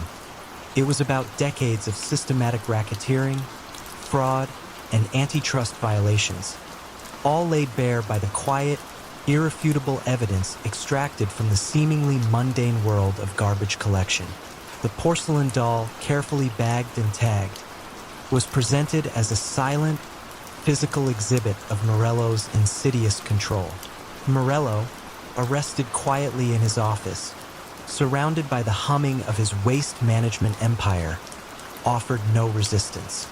His vast, dirty enterprise, built on controlling the ebb and flow of a city's refuse, had been brought down not by force, but by a quiet auditor who simply followed the path of a discarded child's toy. The dusty attic of a forgotten Viennese townhouse yielded a surprising secret. A single yellowed sheet of musical notation, unremarkable save for a series of tiny, almost imperceptible pencil marks along its margins. How could these faint annotations, hidden within the score of an obscure 18th century waltz, become the silent undoing of a man who had built an empire on the unreadable secrets of Europe's most powerful elite? Julian the Maestro Brandt was, to the public, a respected patron of the arts, a connoisseur of classical music, and a quiet philanthropist whose name graced the programs of countless Viennese orchestras and opera houses. From his elegant, soundproof study overlooking the Stadtpark, he cultivated an image of refined intellectualism, a stark contrast to the shadowy business that was his true passion. the meticulous collection and strategic leverage of secrets. Brandt wasn't a man of threats or violence. He was a master of information, a quiet architect of influence who understood that in the post-war European landscape, a well-placed secret was more potent than any weapon. He collected political indiscretions, financial misdeeds, and personal vulnerabilities, not for immediate cash, but for quiet leverage. His empire was built on a sophisticated blend of soft coercion and strategic manipulation. He would discreetly offer financial assistance to struggling aristocrats or politicians, then subtly guide their decisions, ensuring they owed him not just money, but unwavering loyalty. He would discover compromising information about rival industrialists, then quietly suggest a mutually beneficial merger or a change in leadership. His network consisted of discreet private investigators, former intelligence agents, and highly placed informants in banks and government offices, all paid generously for their silence and their ability to acquire the whispers of the powerful. The vast sums generated from these veiled transactions were laundered through art acquisitions, property developments, and, ironically, his extensive patronage of the very cultural institutions he so publicly adored. You might have seen Brandt at the opera, a pillar of society, completely unaware that the subtle changes in the city's political landscape or the unexpected downfall of a business magnate were quietly orchestrated from his very seat. For nearly 4 decades, the maestro was untouchable. European intelligence agencies knew of his existence, suspected his vast influence, but could never find the direct link. His communications were always coded, his transactions layered, and his assets held through a dizzying array of offshore trusts and anonymous foundations. He never held a public office, never sought overt power. His control was always from the shadows, through the quiet influence he exerted over those who did. His only true indulgence was his vast collection of rare musical scores and instruments, a passion he cultivated with meticulous care. The unraveling began not with a leak or a betrayal, but with the quiet, persistent curiosity of Anna Richter, a young musicologist and the great-grandniece of Anton Vogel, a prominent industrialist who had mysteriously lost his fortune and reputation in the 1960s, a downfall many suspected Julian Brandt had orchestrated. Anna, cleaning out her late Greytant's attic, stumbled upon an old, forgotten music album. Inside, among generic scores, was that single sheet of an obscure waltz by a little-known composer, dated to the turn of the 20th century. Anna, a meticulous scholar, noticed the pencil marks. Not musical annotations, but strange, almost imperceptible symbols that seemed to follow a hidden pattern. Driven by a scholar's instinct, Anna spent months, then years, meticulously analyzing the symbols, cross-referencing them with historical cryptography, and even old orchestral seating charts from Brandt's favorite opera house. What she eventually deciphered wasn't a direct secret, but a complex, almost poetic key. The notes on the sheet music didn't create a melody. They pointed, through a system of numerical and positional references, to specific entries in a rare, first-edition collection of sheet music in Brandt's private library, a collection he publicly boasted about, believing it untouchable. Each note corresponded to a specific page number, line, and word in those other musical works. When compiled, these words formed fragments of names, dates, and locations. The moment it truly unraveled for Julian Brandt was a quiet one. Anna, through a contact at the National Library, discreetly informed a persistent, almost obsessive investigator from the Austrian Federal Bureau of Anti-Corruption, Chief Inspector Elias Gruber. Gruber wasn't interested in music, but Anna's meticulous work, combined with her detailed understanding of Julian Brandt's public life and private passions, gave him a precise target. Not a bank account, but a physical library. Armed with Anna's key, Chief Inspector Gruber, with a special court order, quietly seized Julian Brandt's private music collection. Within those rare editions, They found not just musical scores, but tiny, almost invisible microfiche hidden within the spines, containing meticulous, handwritten ledgers detailing decades of Brandt's illicit influence. The specific names, the leveraged secrets, the dates of quiet coercion, and the exact financial and political gains. His entire empire, built on the invisible whispers of secrets, had been meticulously documented in a secret, physical archive, hidden in plain sight, disguised as his beloved musical scores. Brandt, found calmly playing a sonata on his grand piano, simply stopped. He knew instinctively that the true melody of his life, discordant and ruthless, had finally been played for all to hear. The inexplicable disappearance of an entire shipment of prized aged whiskey, just weeks before it was to be unveiled at an exclusive New York tasting event, sent a quiet tremor through the city's elite social circles. How could a meticulously planned operation, involving seemingly legitimate logistics and ironclad security, vanish without a trace, only to quietly resurface in the most unexpected of places? Patrick, the collector Murphy, was a man of impeccable taste and discerning appetites, traits he leveraged not just in his legitimate dealings, but in his highly lucrative and entirely illicit business of high-value contraband.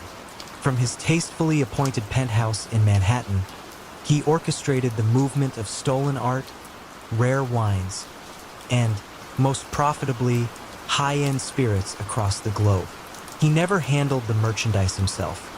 His genius lay in understanding supply chains, manipulating customs regulations, and identifying the precise points of vulnerability in what appeared to be unbreakable security systems.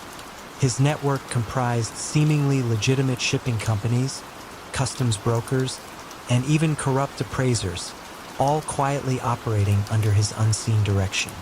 You might have raised a glass of exquisite vintage wine at a sophisticated dinner, entirely unaware it had passed through the collector's shadowy hands.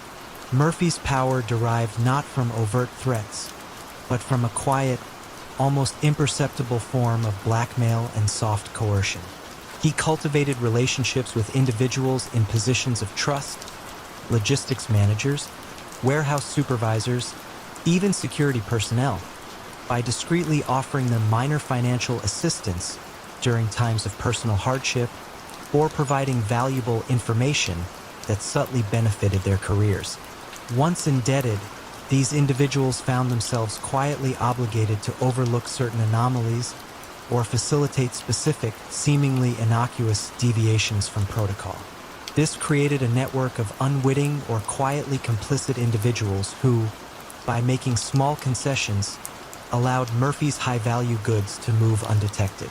The money, once the contraband was discreetly sold to a network of private, discerning buyers, was meticulously laundered through art acquisitions, rare collectible purchases, and the quiet investment in high-end, exclusive clubs and restaurants, giving Murphy an air of legitimate, sophisticated wealth. For years, the collector operated in plain sight, a respected figure in New York society. Federal agencies suspected a high-value fencing operation, but Murphy's hands were always clean, his paper trail vanishing into layers of international corporate structures. He never left a direct fingerprint. Every illicit transaction was executed through intermediaries, each carefully chosen for their plausible deniability. The unraveling began with the disappearance of that single shipment of aged whiskey. It was a unique, limited edition batch, worth millions, destined for a tasting event that had garnered significant media attention. The company responsible for its transport and storage, global secure logistics, had an unblemished record. The vanishing was inexplicable. No forced entry, no alarms triggered, just an empty, carefully sealed container. The immediate assumption was an inside job, but who? Detective Marcus Thorne, a quiet, analytical investigator with the NYPD's major case squad, was assigned to the baffling case. Marcus wasn't looking for a liquor thief. He was looking for a ghost in the machine. He meticulously reviewed every aspect of the whiskey's journey. Satellite tracking data, security camera footage, which showed nothing amiss, and the digital logs of every person who had access to the transport route. The more he looked, the more it seemed impossible. The breakthrough came from an almost overlooked detail, a discrepancy in the digital climate control logs of the refrigerated container. For a brief, 5-minute period, while the container was supposedly in transit on a remote stretch of highway, the temperature inside had subtly fluctuated by a fraction of a degree, then returned to normal. It was a minor anomaly, dismissed by the logistics company as a sensor glitch. But Marcus, with his methodical mind, knew that such a precise, brief fluctuation was either a genuine malfunction or a deliberate, undetectable intervention. He discovered that this specific temperature glitch correlated precisely with a rarely used, almost abandoned service road that ran parallel to the highway, leading to a forgotten, privately owned industrial warehouse. The warehouse, ostensibly used for dormant storage, had a single, almost invisible ground-level ventilation shaft, barely large enough for a person to squeeze through. The temperature fluctuation was the brief moment the container was unlatched and the whiskey was quietly siphoned off, bottle by bottle, through that tiny opening, replaced with cheap, weighted substitutes. The original container was then meticulously resealed, its temperature returned to normal, its security seals perfectly intact. The moment it all unraveled for Patrick Murphy wasn't a public exposure, but a quiet, almost embarrassing discovery. Marcus Thorne, armed with a warrant, raided that forgotten warehouse. He didn't find the entire whiskey shipment. Murphy was too careful for that. But he found hundreds of the distinct, empty wooden crates, still bearing the original distillery markings, meticulously stacked and awaiting disposal. He also found a small, custom-built conveyor system designed to quietly extract the bottles through that narrow ventilation shaft. The evidence wasn't about the current theft, but about the method of the theft, a silent testament to Murphy's sophisticated network of quiet infiltration. Murphy was arrested quietly at his penthouse, amidst his collection of genuine masterpieces and rare antiques. He offered no resistance, only a faint smile, almost appreciative of the detective's meticulousness. His empire, built on the invisible movement of high-value contraband and the quiet manipulation of logistics, had been brought down not by a direct confrontation, but by a subtle, almost imperceptible temperature change, a digital whisper of a physical intrusion that revealed the hidden mechanisms of his sophisticated and silent plundering. The persistent, almost poetic, decay of a once grand Victorian mansion on the outskirts of London, slowly succumbing to neglect despite its vast hidden wealth, became the quiet signal of an impending downfall. How could a man who controlled the illicit drug trade across half of Europe, a phantom known only as the Alchemist, allow his most symbolic asset to crumble so visibly, drawing the very attention he so meticulously avoided? Alexander the Alchemist Finch was a creature of shadow and quiet calculation.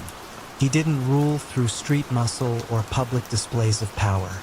From his seemingly dilapidated, yet impeccably secured mansion, he orchestrated the synthesis, refinement, and distribution of illicit narcotics across Europe, specializing in designer drugs that were difficult to trace and highly addictive. His genius lay in his chemistry, his logistics, and his almost academic understanding of market demand.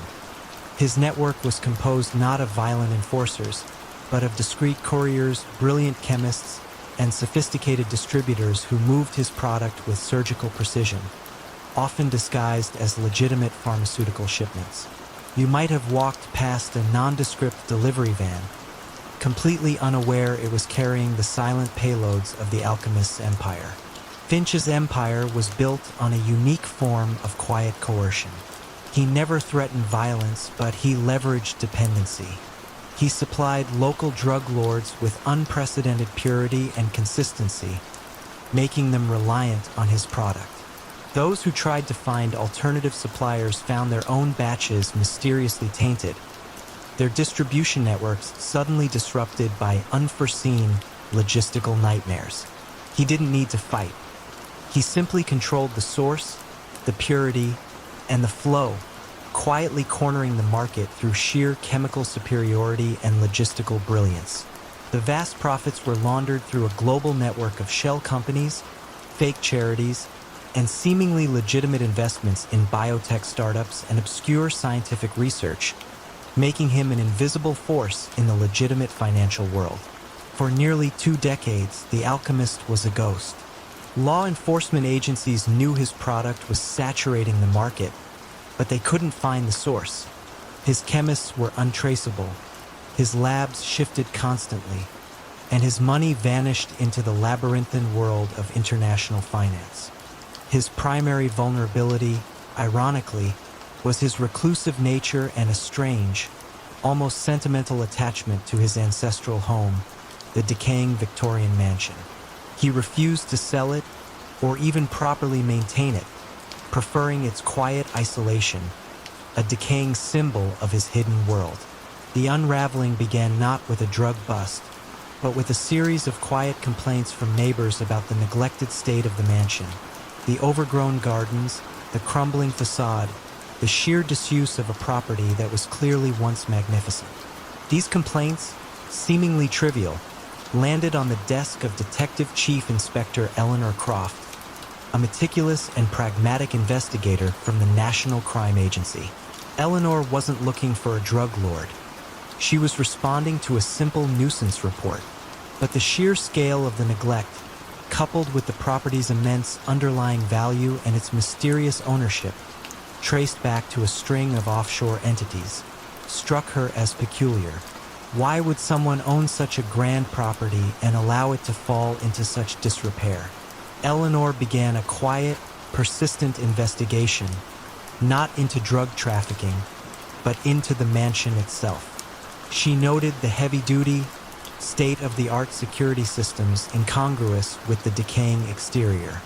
She observed the subtle, almost imperceptible comings and goings of unmarked vans at odd hours, not arriving with building materials, but with what appeared to be industrial-grade chemical containers, often leaving with sealed, refrigerated units.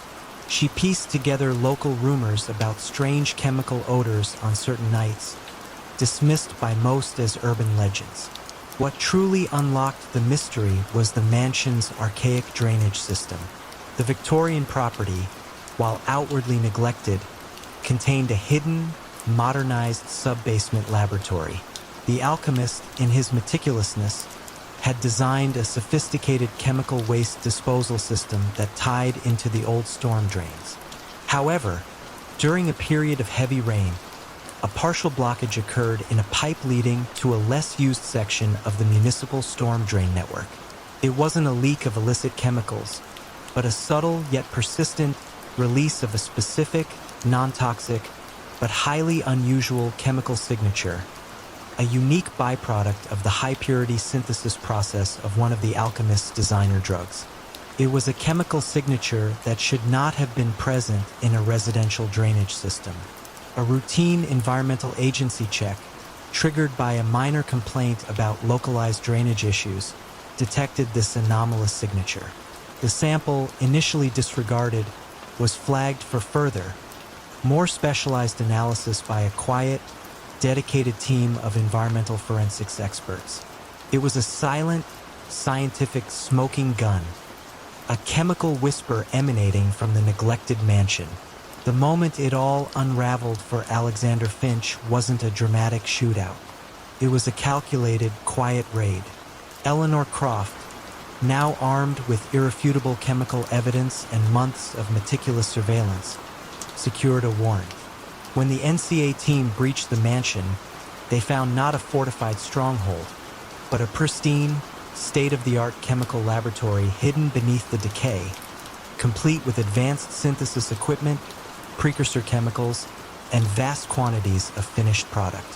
Finch himself was found in a small, meticulously organized study, surrounded by scientific journals, calmly reviewing chemical formulas. He offered no resistance, only a quiet, almost academic curiosity about how they had finally tracked him down. His empire, built on silent chemistry and hidden wealth, had ultimately been betrayed by the very essence of its operation. A single, unique chemical signature, slowly seeping into the public consciousness through a neglected, crumbling facade. The irony was palpable. The decay he tolerated for anonymity had, in the end, been his undoing. The sudden, inexplicable crash of a popular, high-stakes online poker site, briefly exposing a torrent of seemingly random encrypted data, was the first tremor in the carefully constructed digital fortress of a man known only as the Architect. How could this reclusive figure, who had built a financial empire on the quiet collection of digital vulnerabilities and the control of shadowy online gambles, be brought down by a brief, accidental exposure of what appeared to be meaningless code? Elias the Architect Vance was a specter in the digital world, a name whispered with a mixture of awe and fear in the illicit corners of the internet. From an anonymous, high-security data center nestled in the quiet, damp countryside of rural Germany, he orchestrated a vast network of online gambling platforms, encrypted communication channels, and, most lucratively, a subtle form of digital blackmail. Unlike traditional gangsters who relied on physical presence, Elias wielded power through information. He collected vulnerabilities, financial secrets, embarrassing personal data, and compromising digital footprints of powerful individuals. He never directly threatened. His coercion was an art form, a quiet suggestion that certain information might find its way into the wrong hands, unless a quiet favor or a strategic investment was made. His online gambling platforms, seemingly legitimate on the surface, were sophisticated conduits for money laundering. Billions in illicit funds, from drug cartels to corrupt politicians, were washed through countless rounds of high-stakes poker, blackjack, and sports betting. The odds, naturally, were subtly skewed, ensuring a constant, quiet flow of profit. You might have clicked on an advertisement for a sleek, international betting site, unaware that every wager you placed, every digital transaction, was a tiny thread in the Architect's intricate global web. Elias's genius lay in his absolute mastery of encryption and network security. His systems were layered like an onion, each digital defense more formidable than the last. He operated with minimal human contact, trusting only a handful of highly skilled, equally reclusive programmers who never knew the full scope of his operations. He understood that, in the digital age, true invincibility wasn't about physical muscle, but about being untraceable, a ghost in the machine. For over a decade, the Architect was truly a phantom. Cybercrime units in London, Washington, and Berlin had his digital fingerprints. The unique coding styles, the obscure network routing patterns, but they couldn't find the man behind them. His server farms were protected by layers of shell companies and proxy servers. His financial transactions bounced through countless offshore digital currencies, making him an elusive target. The unraveling began not with a grand cyber attack, but with a quiet, persistent bug. One of Elias's high-stakes online poker sites, a particularly lucrative one, suffered a series of intermittent, unexplained crashes. These weren't malicious attacks. They were subtle, internal software conflicts. During one such crash, for a fleeting 30 seconds, a portion of the site's normally encrypted internal server logs became briefly, accidentally exposed to the open internet. It was a glitch, a momentary oversight, almost instantly patched. But it was enough. Watching for just such a vulnerability was Lena Petrova, a brilliant, unassuming forensic analyst working for a small, specialized cybercrime unit in Estonia. Lena wasn't looking for the Architect directly. She was part of a global task force quietly monitoring anomalous network traffic and detecting even the smallest transient data leaks. The exposed data from the poker site was a chaotic mess of encrypted strings, but buried within it, like a single dislodged brick in a massive wall, was an anomaly.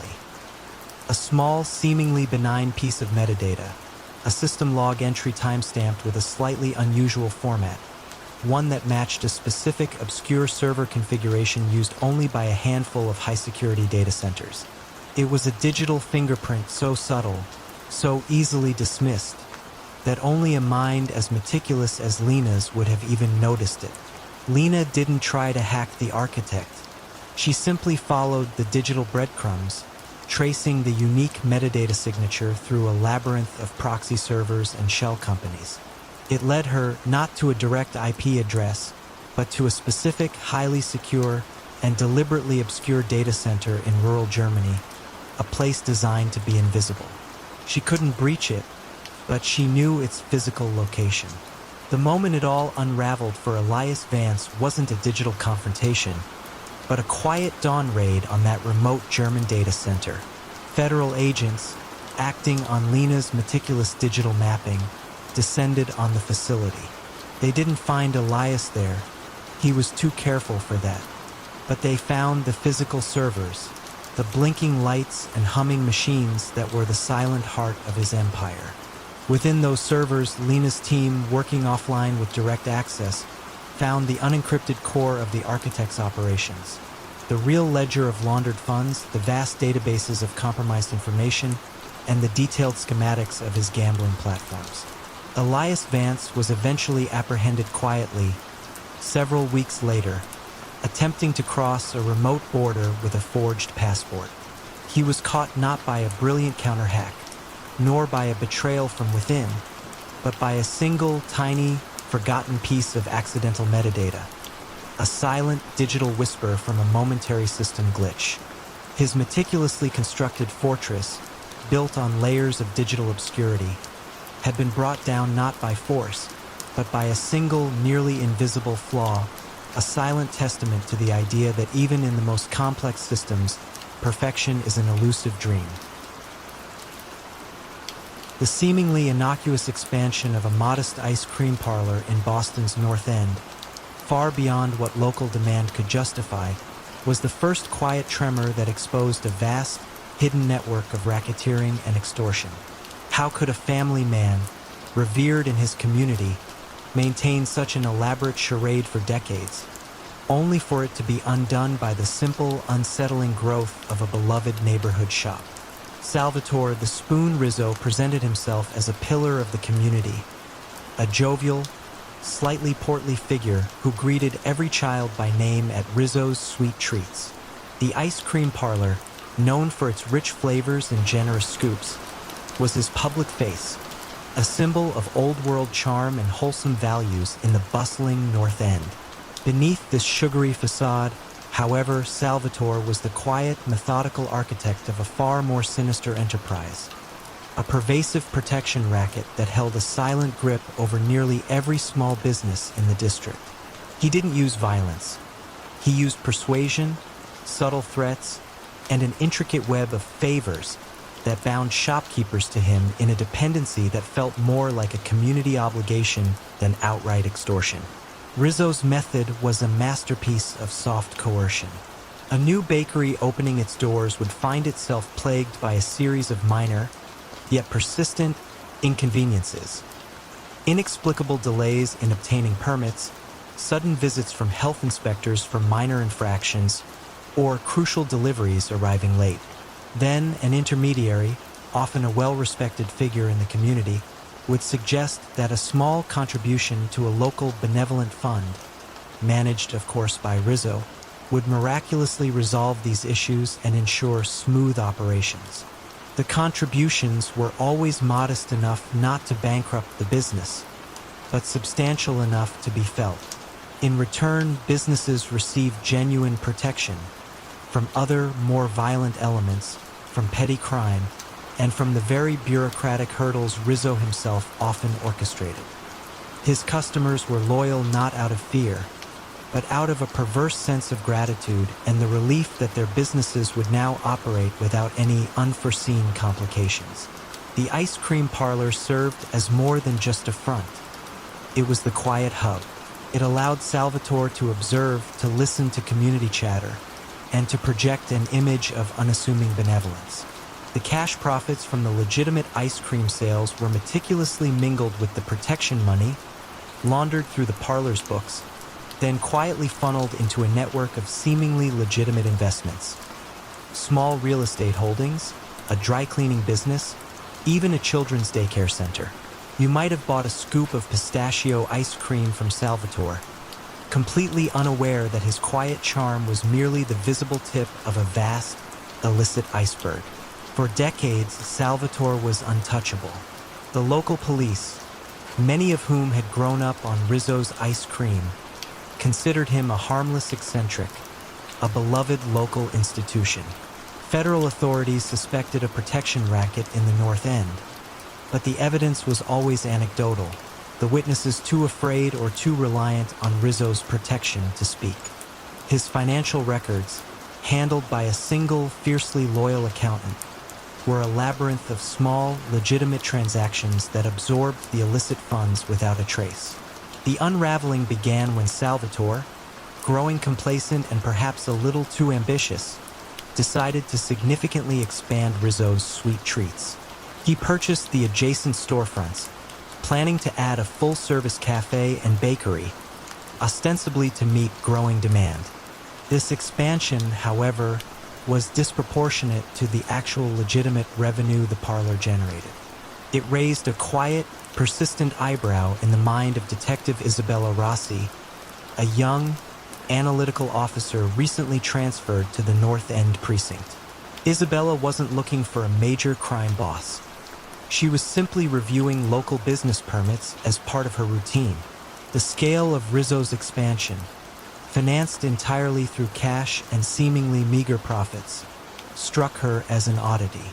Isabella, with a quiet and methodical approach, started simply observing. She spent time in the North End, not in uniform, but as a local, frequenting the small shops, listening to the subtle undercurrents of conversation. She noticed that businesses which seemed to be struggling financially would suddenly thrive after a quiet chat with one of Rizzo's associates.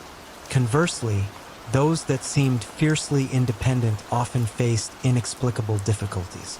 She began to see a pattern in the donations made to local community funds, matching them with the unexplained good fortune or bad luck of local businesses. It wasn't about catching a specific shakedown. It was about discerning the silent, unspoken rules of the North End. The moment it truly unraveled for Salvatore Rizzo was not a dramatic raid on his ice cream parlor, but a quiet visit to the office of his accountant, a timid man named Mr. Ginelli. Isabella Rossi, armed with months of meticulous observations and a surprising amount of public financial data she had cross-referenced, presented Mr. Ginelli with a subtle, yet undeniable discrepancy. A seemingly legitimate invoice from a construction company for the ice cream parlor's expansion was far lower than the actual cash expenditures Rizzo had reported. The difference, significant and untraceable, suggested an illegal source of funds. The evidence wasn't violent, nor was it glamorous. It was a cold, hard financial inconsistency. Mr. Ginelli, who had faithfully served Salvatore for decades out of a mixture of loyalty and fear, finally cracked under the quiet, relentless pressure of undeniable numbers. He didn't confess to specific acts of extortion, but he revealed the intricate system of community contributions, benevolent funds, and consulting fees that formed the true financial backbone of Rizzo's empire, detailing how the ice cream parlor was merely the final, gleaming veneer for decades of racketeering and coercion. Salvatore, the benevolent spoon, had built his empire on a foundation of quiet fear and financial dependence, only for it to slowly melt away, like an unattended scoop of ice cream on a hot summer day, exposed by the very expansion he hoped would solidify his legacy.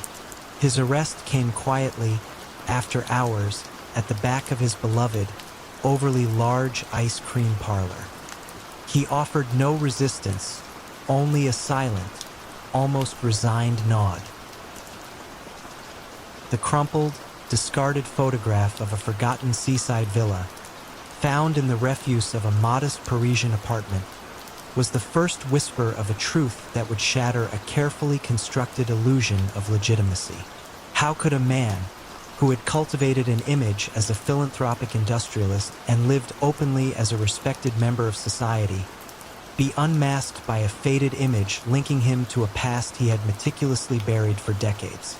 Jean-Pierre Dubois, known publicly as a visionary in the French steel industry and a quiet benefactor of numerous charities, was a master of reinvention. From his elegant Parisian townhouse, he exuded an aura of calm sophistication, a stark contrast to his brutal origins. Before the war, Dubois was Armand the Calculator Valois, a ruthless black marketeer who had amassed a vast fortune through the desperate times of occupied France. His operations weren't about overt violence, but about exploitation, cornering markets on essential goods, manipulating currency rates, and orchestrating the quiet seizure of assets from those deemed undesirable by the regime. His wealth was built on scarcity, fear, and a chillingly precise understanding of human desperation. After the war, Valois meticulously purged his past. He changed his name, acquired new identities, and used his ill-gotten gains to invest in legitimate, booming industries. He donated heavily to war orphanages, contributed to rebuilding efforts, and invested in French infrastructure, effectively laundering his blood money through public good works. His charisma and sharp intellect allowed him to seamlessly integrate into high society, befriending politicians, judges, and prominent industrialists. You might have seen his name on a plaque at a renovated hospital wing, completely unaware of the shadowy origins of the generosity. Dubois's strategy was one of quiet dominance. He didn't threaten, he purchased influence. Legal challenges to his business practices mysteriously disappeared. Regulatory hurdles for his new ventures were smoothly cleared. He understood that true power lay not in overt control, but in the subtle manipulation of systems and the cultivation of an impeccable public facade. He employed a discreet network of lawyers, accountants, and public relations specialists, all dedicated to maintaining the illusion of Jean-Pierre Dubois, the respectable industrialist. For nearly 50 years, Jean-Pierre lived this double life with flawless precision. His past as Armand Valois was a ghost, a rumor whispered only among the truly ancient members of the Parisian underworld. The few who knew too much had either faded away or been subtly relocated through Dubois's quiet influence. Their lives dramatically altered but never violently ended. The records had been burned, the witnesses silenced, and the memories buried under layers of manufactured history. The first crack in this impenetrable fortress of deception came from an unexpected source: the persistent, almost obsessive work of a retired police archivist, Simone Dubois, no relation, who spent her golden years poring over cold cases and forgotten files, driven by a quiet, academic curiosity. Simone wasn't looking for Dubois. She was cataloging pre-war property records, a mundane task that unexpectedly led her to a peculiar anomaly. A luxury villa on the Normandy coast, mysteriously transferred ownership multiple times during the war, each transaction involving a different shell company, none of which left a clear beneficiary. The transfers were too complex, too deliberate for the chaos of the time.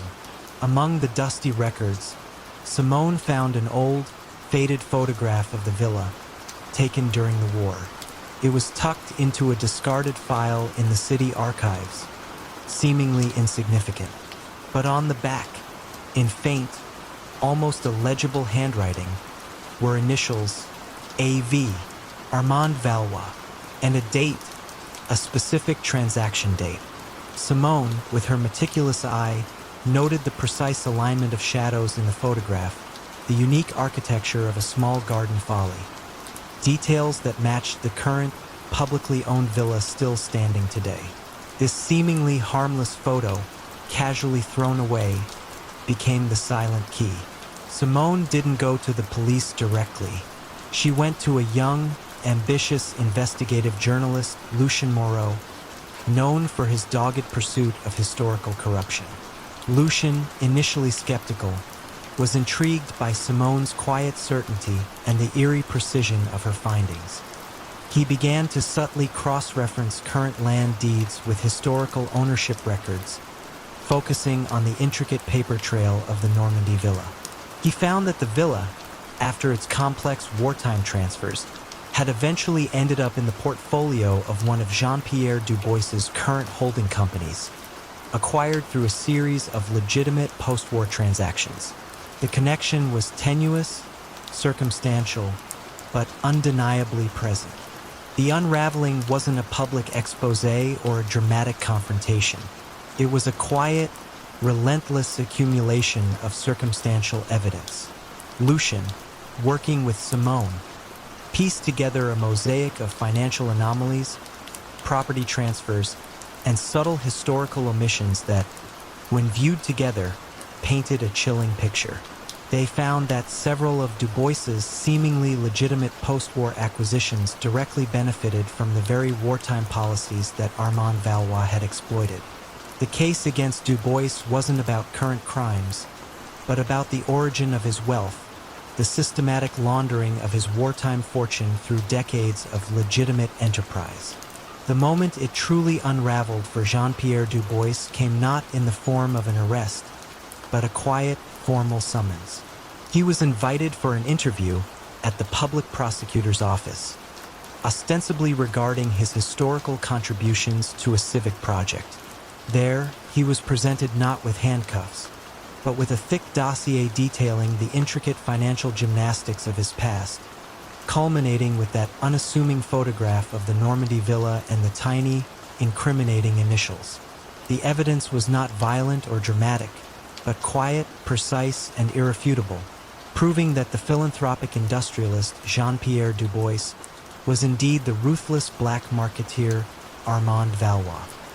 His carefully constructed life of legitimacy had been meticulously picked apart, not by a grand gesture, but by the quiet persistence of a retired archivist and a single, forgotten photograph. The almost imperceptible tremor in the foundation of a once unshakable casino in Atlantic City signaled the quiet beginning of the end for a man who had built an empire on calculated risks and unwavering loyalty. How could a kingpin, whose word was law in the high-stakes world of illegal gambling and offshore sports betting, be brought down not by a federal task force, but by the disloyalty of a single, seemingly insignificant numbers runner named Sal? Vincent the Viceroy Costello was an imposing figure, not through brute strength, but through a formidable intellect and an almost mystical understanding of odds. From his plush, yet discreet, office above his flagship Atlantic City casino, he controlled a sprawling network of illegal bookmakers, offshore betting rings, and underground poker games that stretched from the boardwalk to the distant shores of the Caribbean.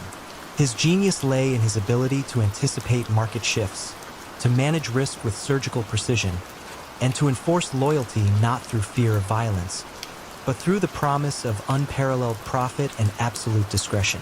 He offered a clean way for gamblers to place bets and for illicit money to be washed through the seemingly legitimate flow of casino revenue.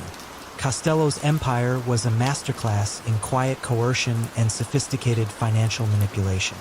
He didn't threaten, he absorbed. A local bookie struggling to keep up with an emerging competitor might find Costello's discreet representatives offering generous financial assistance in exchange for a percentage of their take, slowly pulling them into his orbit. Those who resisted found their operations mysteriously plagued by technical issues, their best clients suddenly lured away by irresistible odds from unknown sources, or their lines of credit abruptly severed. It was a slow financial asphyxiation, designed to bring competitors to their knees without a single raised voice or spilled drop of blood. The money, once earned, was meticulously laundered through the casino's daily cash flow, then funneled into legitimate investments in real estate, restaurants, and entertainment venues, making Costello an untouchable figure in the city's legitimate business circles. For nearly 30 years, the viceroy was untouchable. He cultivated a public image as a shrewd, legitimate businessman, a pillar of the Atlantic City community. The federal agencies knew he was at the apex of the illegal gambling world, but his financial records were pristine, his operations seemingly above reproach. He never personally touched illegal cash, never directly issued a threat. Everything was handled through layers of trusted intermediaries, each compartmentalized, each loyal to him, they thought, above all else. The unraveling began not with a grand investigation, but with Sal, a quiet, unremarkable numbers runner in South Philadelphia. Sal wasn't a major player. He was a cog in Costello's vast machine, collecting bets from small-time gamblers and passing them up the chain. Sal had a secret, a quiet desperation. His daughter was gravely ill, requiring an experimental treatment that his meager earnings, even with Costello's generous payouts, couldn't cover. He turned to a loan shark, someone outside Costello's network, a desperate measure he knew would incur the viceroy's wrath if discovered. The loan shark, however, was a low-level informant for the FBI, feeding them crumbs in exchange for lenient treatment. When Sal, unable to repay, was squeezed, he wasn't threatened with physical violence. Instead, the loan shark's handler, Agent Miller, saw an opportunity. Miller wasn't interested in the loan shark. He was interested in the desperation of a man on the fringes of Costello's empire. He offered Sal a deal: immunity from his gambling activities and financial assistance for his daughter's treatment. In exchange for one simple thing: access to Costello's digital betting platform. Sal was initially terrified, caught between two impossible choices. But the love for his daughter outweighed his fear of Costello. He didn't have direct access to Costello's inner circle, but as a numbers runner, he had an account on the intricate, encrypted online betting platform Costello had pioneered years ago. This platform, designed for anonymous betting and instant payouts, was the silent heart of Costello's operation, handling millions in wagers every day. Agent Miller didn't ask Sal to betray Costello directly. He asked Sal to do what he always did: place bets, record outcomes.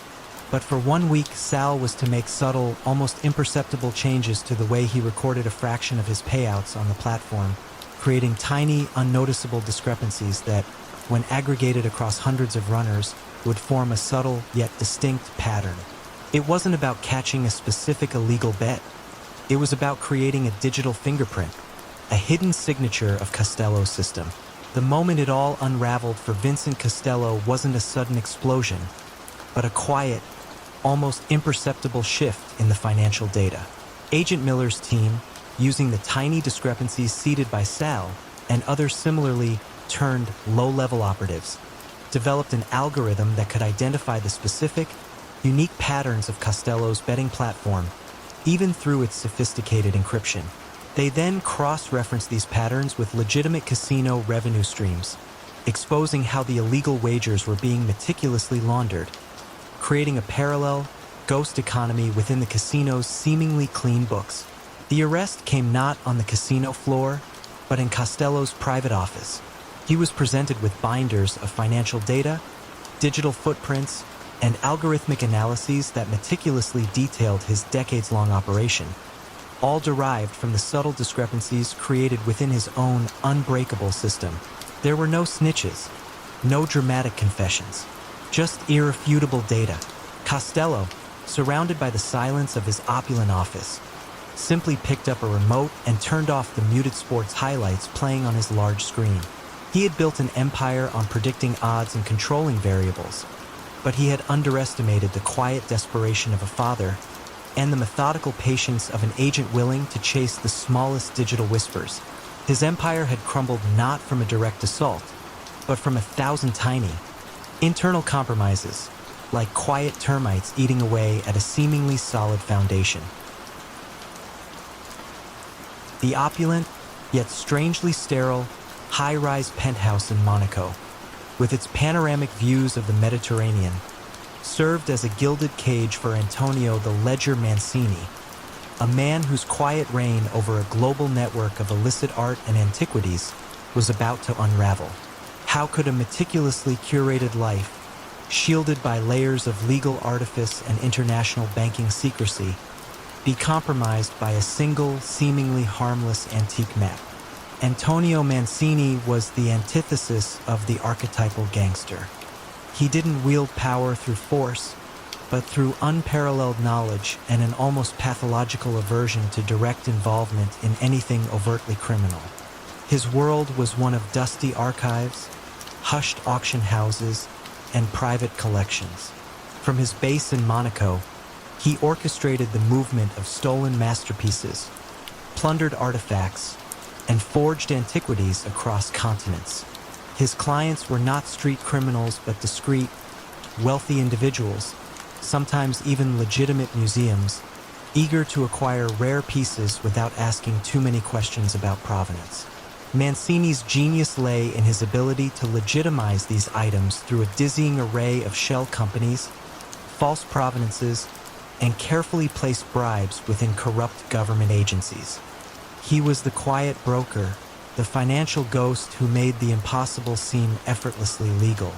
His operations were a masterclass in soft coercion and sophisticated money laundering. A struggling private collector might find themselves approached by a polite, well-dressed intermediary, offering an irresistible sum for a family heirloom, no questions asked. A curator at a prestigious museum might receive an anonymous donation of a significant artifact, accompanied by meticulously fabricated paperwork. Mancini's network of art dealers, restorers, and shipping companies were legitimate fronts, their daily operations indistinguishable from any other high-end business. The real value, the true illicit profit, was laundered through a complex system of art appraisals, sales, and resales, creating layers of legitimate-looking transactions that obscured the original illicit acquisition. You could have admired a beautiful painting in a gallery, completely unaware that its journey to that wall was meticulously orchestrated by the ledger. For years, Mancini operated with near impunity. Law enforcement agencies in Italy, France, and the United States knew of his existence, suspected his involvement in countless cultural heritage crimes, but could never pin anything concrete on him. His paper trail was a masterpiece of misdirection, each transaction appearing legitimate, each ownership transfer seemingly above board. He kept no physical ledgers, relying instead on an encrypted, proprietary digital system accessible only to him. His power was in his discretion, his invisibility. The first crack in Mancini's impeccable facade appeared not from a police raid, but from the quiet dedication of a young, impassioned art historian named Dr. Clara Beaumont. Clara wasn't a detective. She was an academic, obsessed with provenance research, particularly the undocumented looting of historical sites during periods of conflict. Her focus was an ancient manuscript, a rare 16th century map of the Mediterranean, which had mysteriously appeared in a private collection after being declared lost for decades. The map itself wasn't particularly valuable, certainly not compared to the other treasures Mancini dealt in, but its sudden reappearance after being missing for so long intrigued Clara. Clara spent months in dusty archives, cross-referencing old auction catalogs, obscure academic papers, and even family histories. She wasn't looking for a criminal. She was looking for a narrative, the true story of the map's journey. What she discovered was a tiny, almost imperceptible detail. A unique, faded ink stamp on the back of the map, a private mark from a long-defunct, obscure library in southern Italy. This mark, meticulously documented in one of the library's forgotten inventories, proved the map had been part of a collection looted during World War II, a fact completely absent from its current provenance papers. This single, seemingly harmless antique map became the thread that pulled at Mancini's intricate tapestry. Clara, recognizing the discrepancy, quietly shared her findings with Interpol's Art Crime Unit, specifically with Agent Dubois, a seasoned investigator who had chased ghosts for years. Dubois wasn't interested in the map's value. He was interested in the pattern. He knew Mancini operated by establishing seemingly legitimate first sales to create a clean provenance. The map's falsified history was a small but undeniable crack in that system. Agent Dubois, using Clara's meticulous research, began to trace the flow of other rediscovered artifacts and artworks that bore similar, subtle inconsistencies in their provenances. He didn't look for obvious illicit transactions. He looked for the quiet whispers of a false history, the slight imperfections in a perfectly crafted lie. He used the digital footprint of the legitimate art businesses Mancini used as fronts, observing patterns of large, sudden transfers of funds, disguised as art sales that didn't quite align with market values.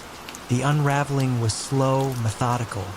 Dubois couldn't breach Mancini's encrypted system, but he could map the physical movement of the art and the corresponding flow of money through the legitimate banking system. He built a case not on a single dramatic bust, but on a mountain of quiet discrepancies, each leading back to the same intricate web of shell companies and the same ultimate beneficiary, Antonio Mancini. The moment it truly unraveled for Mancini wasn't a raid on his penthouse. It was a freezing of his primary Swiss bank accounts, followed by a simultaneous seizure of dozens of legitimate artworks and properties across Europe and the US that had been used in his laundering schemes. He was caught not with a smoking gun, but with an overwhelming cascade of meticulously documented financial fraud, false provenance, and conspiracy to traffic in stolen cultural property. The arrest, when it finally came, was quiet, almost courteous, in his penthouse. Mancini, surrounded by his treasures, simply looked out at the Mediterranean. His perfect, quiet world had been exposed, not by a violent confrontation, but by the relentless pursuit of a single, forgotten mark on an old map. The sudden, unexplained vanishing of a high-profile district attorney's most trusted legal assistant, just weeks before a landmark trial against a notorious crime syndicate, sent a chilling ripple through the city's legal circles. How could someone so deeply embedded in the intricacies of the case simply disappear, leaving no trace but a faint scent of fear in her wake? Eleanor Vance was an enigma wrapped in tweed. She wasn't a gangster, nor did she harbor any secret criminal aspirations. She was, by all accounts, a brilliant, meticulous legal mind, the kind who found solace in the precise language of statutes and the labyrinthine details of financial transactions. Her boss, District Attorney Robert Maxwell, called her his human bloodhound for her uncanny ability to sniff out inconsistencies and follow the faintest scent of wrongdoing. It was Eleanor who had painstakingly assembled the mountain of evidence against the notorious Moretti crime family, a network that had held a quiet stranglehold on the city's construction industry for decades through a sophisticated blend of bid rigging, labor racketeering, and subtle threats that rarely escalated beyond a whispered word or a carefully timed accident. The Morettis, led by the outwardly charming but inwardly ruthless Angelo, the architect Moretti, operated with an almost invisible touch. Their power wasn't in flashy displays of violence, but in their control over every brick laid, every girder hoisted in the city. They ensured that only their concrete companies got the big contracts, only their union-affiliated workers were hired, and any competitor who dared to challenge their dominion found themselves facing inexplicable delays, equipment breakdowns, or sudden, crippling strikes. It was a soft coercion, a gentle squeeze that slowly drained the life out of anyone who resisted. Eleanor's case against them was meticulous, built on a mountain of shell company documents, laundered payments disguised as legitimate consulting fees, and anonymous tips from contractors who had finally reached their breaking point. Eleanor worked tirelessly, often late into the night, piecing together the financial puzzle. She understood that to truly bring down the Morettis, one couldn't merely target the street-level enforcers. One had to dismantle the financial scaffolding that allowed their empire to stand. She traced illicit funds through layers of offshore accounts, identified phantom subcontractors, and meticulously documented how inflated bids funneled millions into the Moretti coffers, disguised as legitimate business expenses. Her mind was a steel trap, her memory for detail legendary. She knew the case and the Moretti family's intricate operations better than anyone. As the trial date loomed, the pressure intensified. Eleanor, usually unflappable, began to show subtle signs of strain. She started double-checking her locks, glancing over her shoulder, and occasionally answering her phone with a noticeable tremor in her voice. Colleagues dismissed it as pretrial jitters, the understandable stress of being at the center of such a high-stakes prosecution. No one, not even D.A. Maxwell, truly understood the extent of the quiet pressure being applied. The Morettis, known for their subtle methods, weren't going to send an obvious threat. Instead, they applied a slow psychological squeeze. A note would appear on Eleanor's car, not threatening, but containing a detail about her personal life only someone with intimate knowledge could know. An unexpected gift would arrive at her apartment, innocuous on its own, but deeply unsettling in its context. Her elderly mother, living in another state, would receive a courteous but persistent call from a survey company asking oddly specific questions about Eleanor's childhood. It was a campaign of quiet infiltration, designed to break her not through physical harm, but through a creeping sense of vulnerability and exposure. Then came the vanishing. One morning, Eleanor simply wasn't at her desk.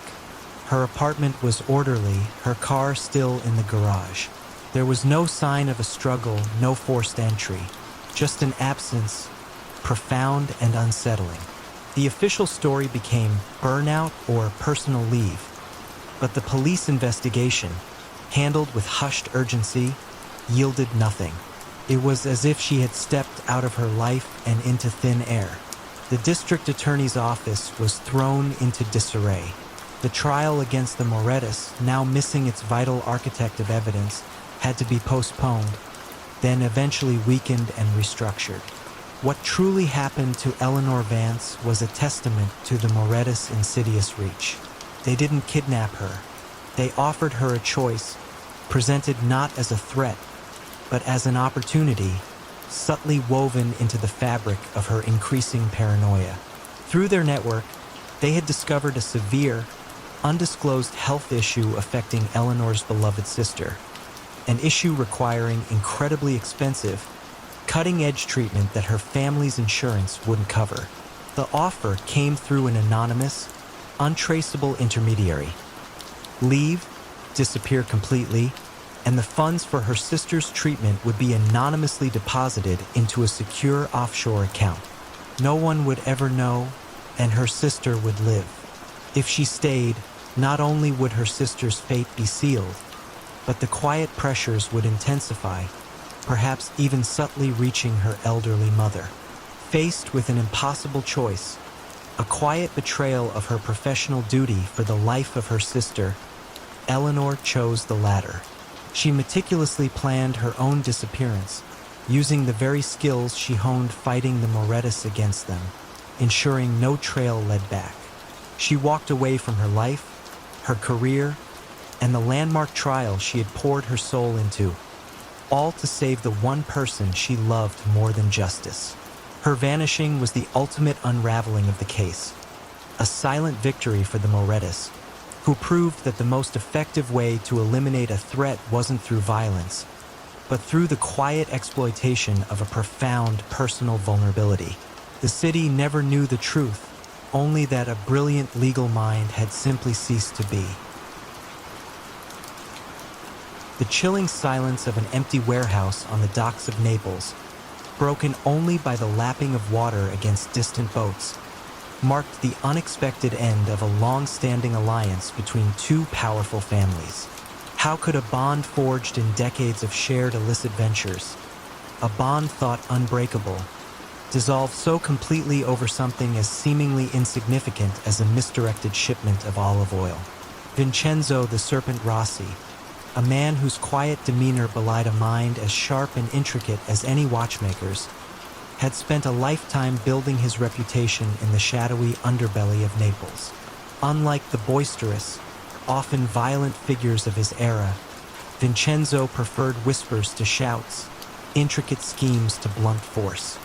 His empire wasn't built on bloodshed, but on the precise manipulation of supply chains, the control of ports, and the subtle influence over local businesses. From the bustling fish markets to the vineyards dotting the Neapolitan countryside, his touch was everywhere, unseen yet undeniable.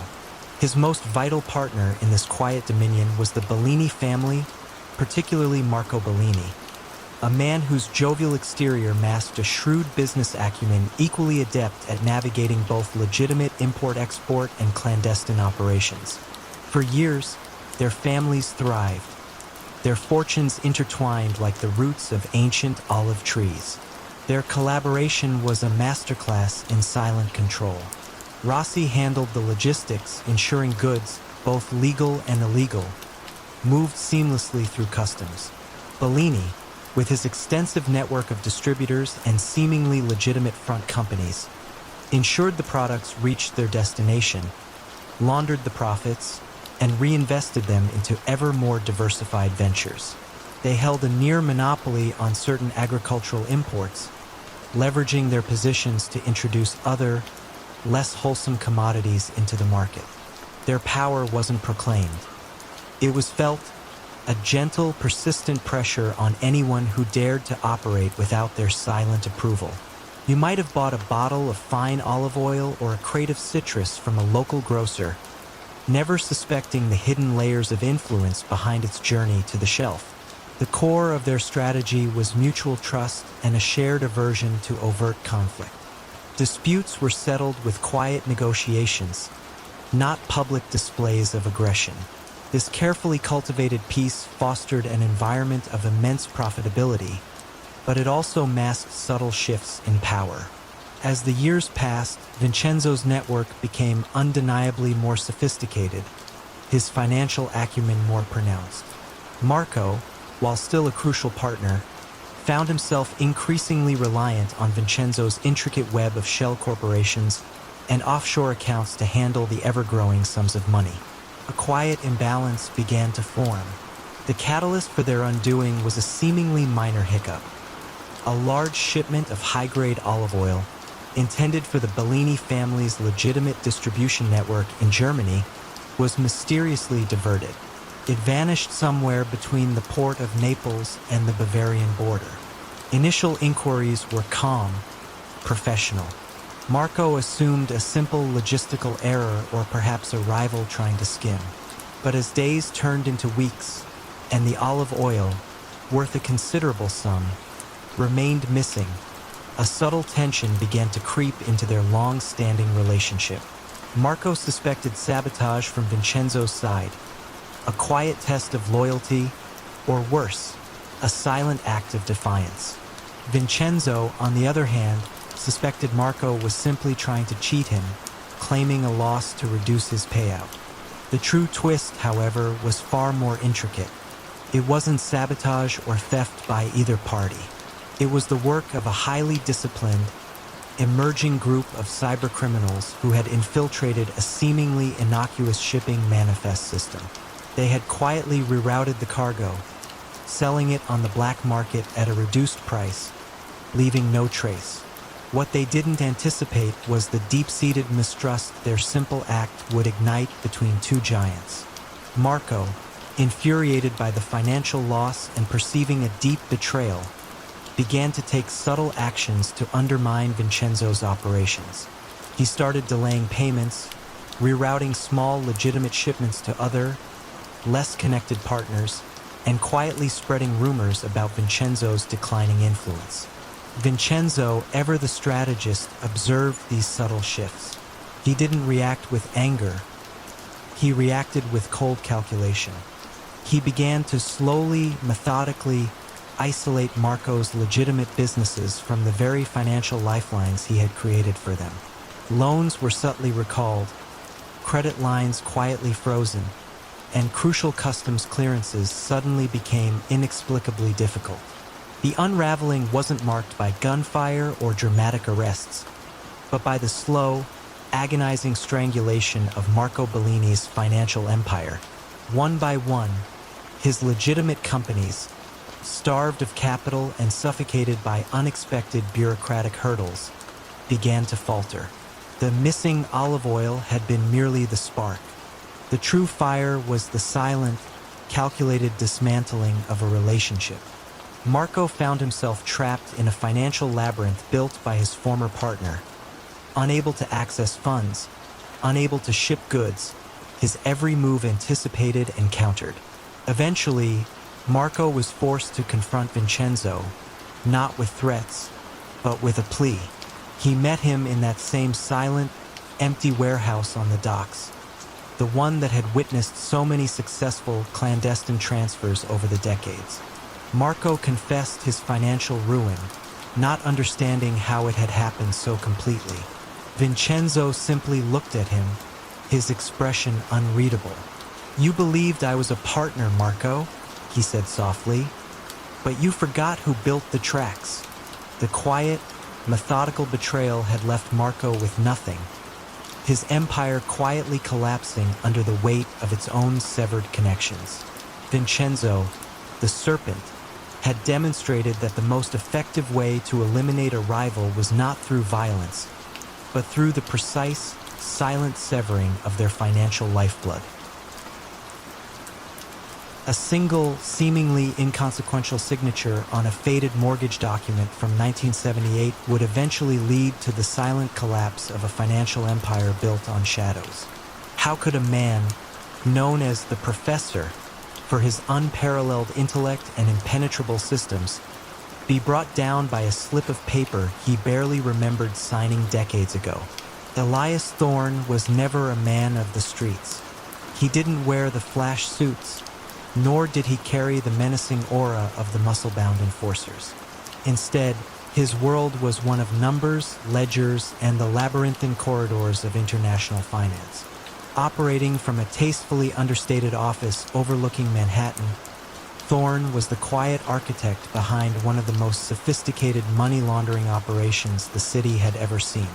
For two prominent families, the Morettas and the Capellas, he transformed illicit cash, from racketeering, illegal gambling, and union coercions, into legitimate investments. Hotels in the Caribbean, real estate in Europe, and seemingly legitimate holding companies scattered across continents. You might have walked past one of his legitimate-looking businesses on any given day, unaware it was merely another node in his vast, shadowy network. Thorne's genius lay not just in his understanding of tax law and offshore havens, but in his psychology. He understood that true power, for those who operated outside the law, wasn't about public displays of force, but about impenetrable obscurity. He never threatened directly. His coercion was soft, financial. A failing business could suddenly find itself with an unexpected, generous investor who, in return, simply asked for a small favor, a signature here, a property transfer there, tying them inextricably into the web. This quiet dominance extended to his own operations. His subordinates were loyal not out of fear of violence, but out of immense financial incentive and the belief that Thorne's systems were flawless, protecting them all. For nearly 2 decades, the Professor was untouchable. Federal agents knew his name, whispered it in hushed tones, but couldn't lay a finger on him. His paper trail vanished into shell companies within shell companies, each transaction meticulously designed to appear random and unconnected. He built his empire on the principle of distributed risk, ensuring no single point of failure. The families he served grew richer, more powerful, and increasingly reliant on his silent expertise. He was the quiet backbone, the one who made the illicit gains viable for future generations, transforming dirty money into generational wealth. But the very meticulousness that protected Thorne also contained the seeds of his undoing. Every detail, every minor document was filed away, a testament to his obsessive need for order. This was where Special Agent Lena Hansen came in. She wasn't looking for Thorne directly. She was following the faint, almost imperceptible tremor in the financial markets, a ripple effect from a decade-old scheme involving a failing real estate trust in Miami. Her investigation was a slow burn, a quiet obsession, much like Thorne's own work. She didn't raid. She read. She didn't interrogate. She traced. Her breakthrough came not from a snitch or a grand jury indictment, but from an elderly woman in Florida whose small, legitimate business had been unwittingly caught in Thorne's web years ago. The woman, confused by a decades-old lien on her property, presented Agent Hansen with that faded mortgage document. It was a fragment, a piece of a puzzle, but it contained a subtle irregularity in the notary stamp, a tiny detail only someone with Thorne's level of financial artistry would have overlooked as too minor to matter. This seemingly insignificant error became the first thread in Thorne's tightly woven tapestry that could be pulled without tearing the whole thing apart. Agent Hansen spent months, then years quietly pulling. Each small, legitimate business caught in Thorne's past schemes, each seemingly innocuous transaction, was re-examined. She connected the dots not through witness testimonies, but through the silent language of ledgers, property deeds, and bank transfers, many of which had been archived and forgotten by everyone but Thorne himself. She built her case on patterns, anomalies, and the subtle, telltale signs of a single, brilliant mind orchestrating a vast, interconnected network of financial deception. The pattern of soft coercion, of quiet acquisitions and unexpected loans, began to emerge not as isolated incidents, but as Thorne's signature. The moment it all unraveled for Elias Thorne wasn't a dramatic showdown. There was no chase, no shouting. He was simply leaving his downtown office one Tuesday afternoon, umbrella in hand, when two impeccably dressed agents approached him. They presented a federal warrant for his arrest, not for murder or racketeering, but for an intricate web of tax fraud, money laundering, and conspiracy to defraud the United States government. The charges, detailed in hundreds of pages of financial forensics, linked him to transactions across 3 continents and implicated the very foundations of the families he served. Thorne, the man who had always prided himself on being steps ahead, on operating in plain sight yet remaining invisible, simply nodded. He understood. His quiet empire had been undone not by a sudden explosion, but by the patient, relentless pulling of a single, forgotten thread.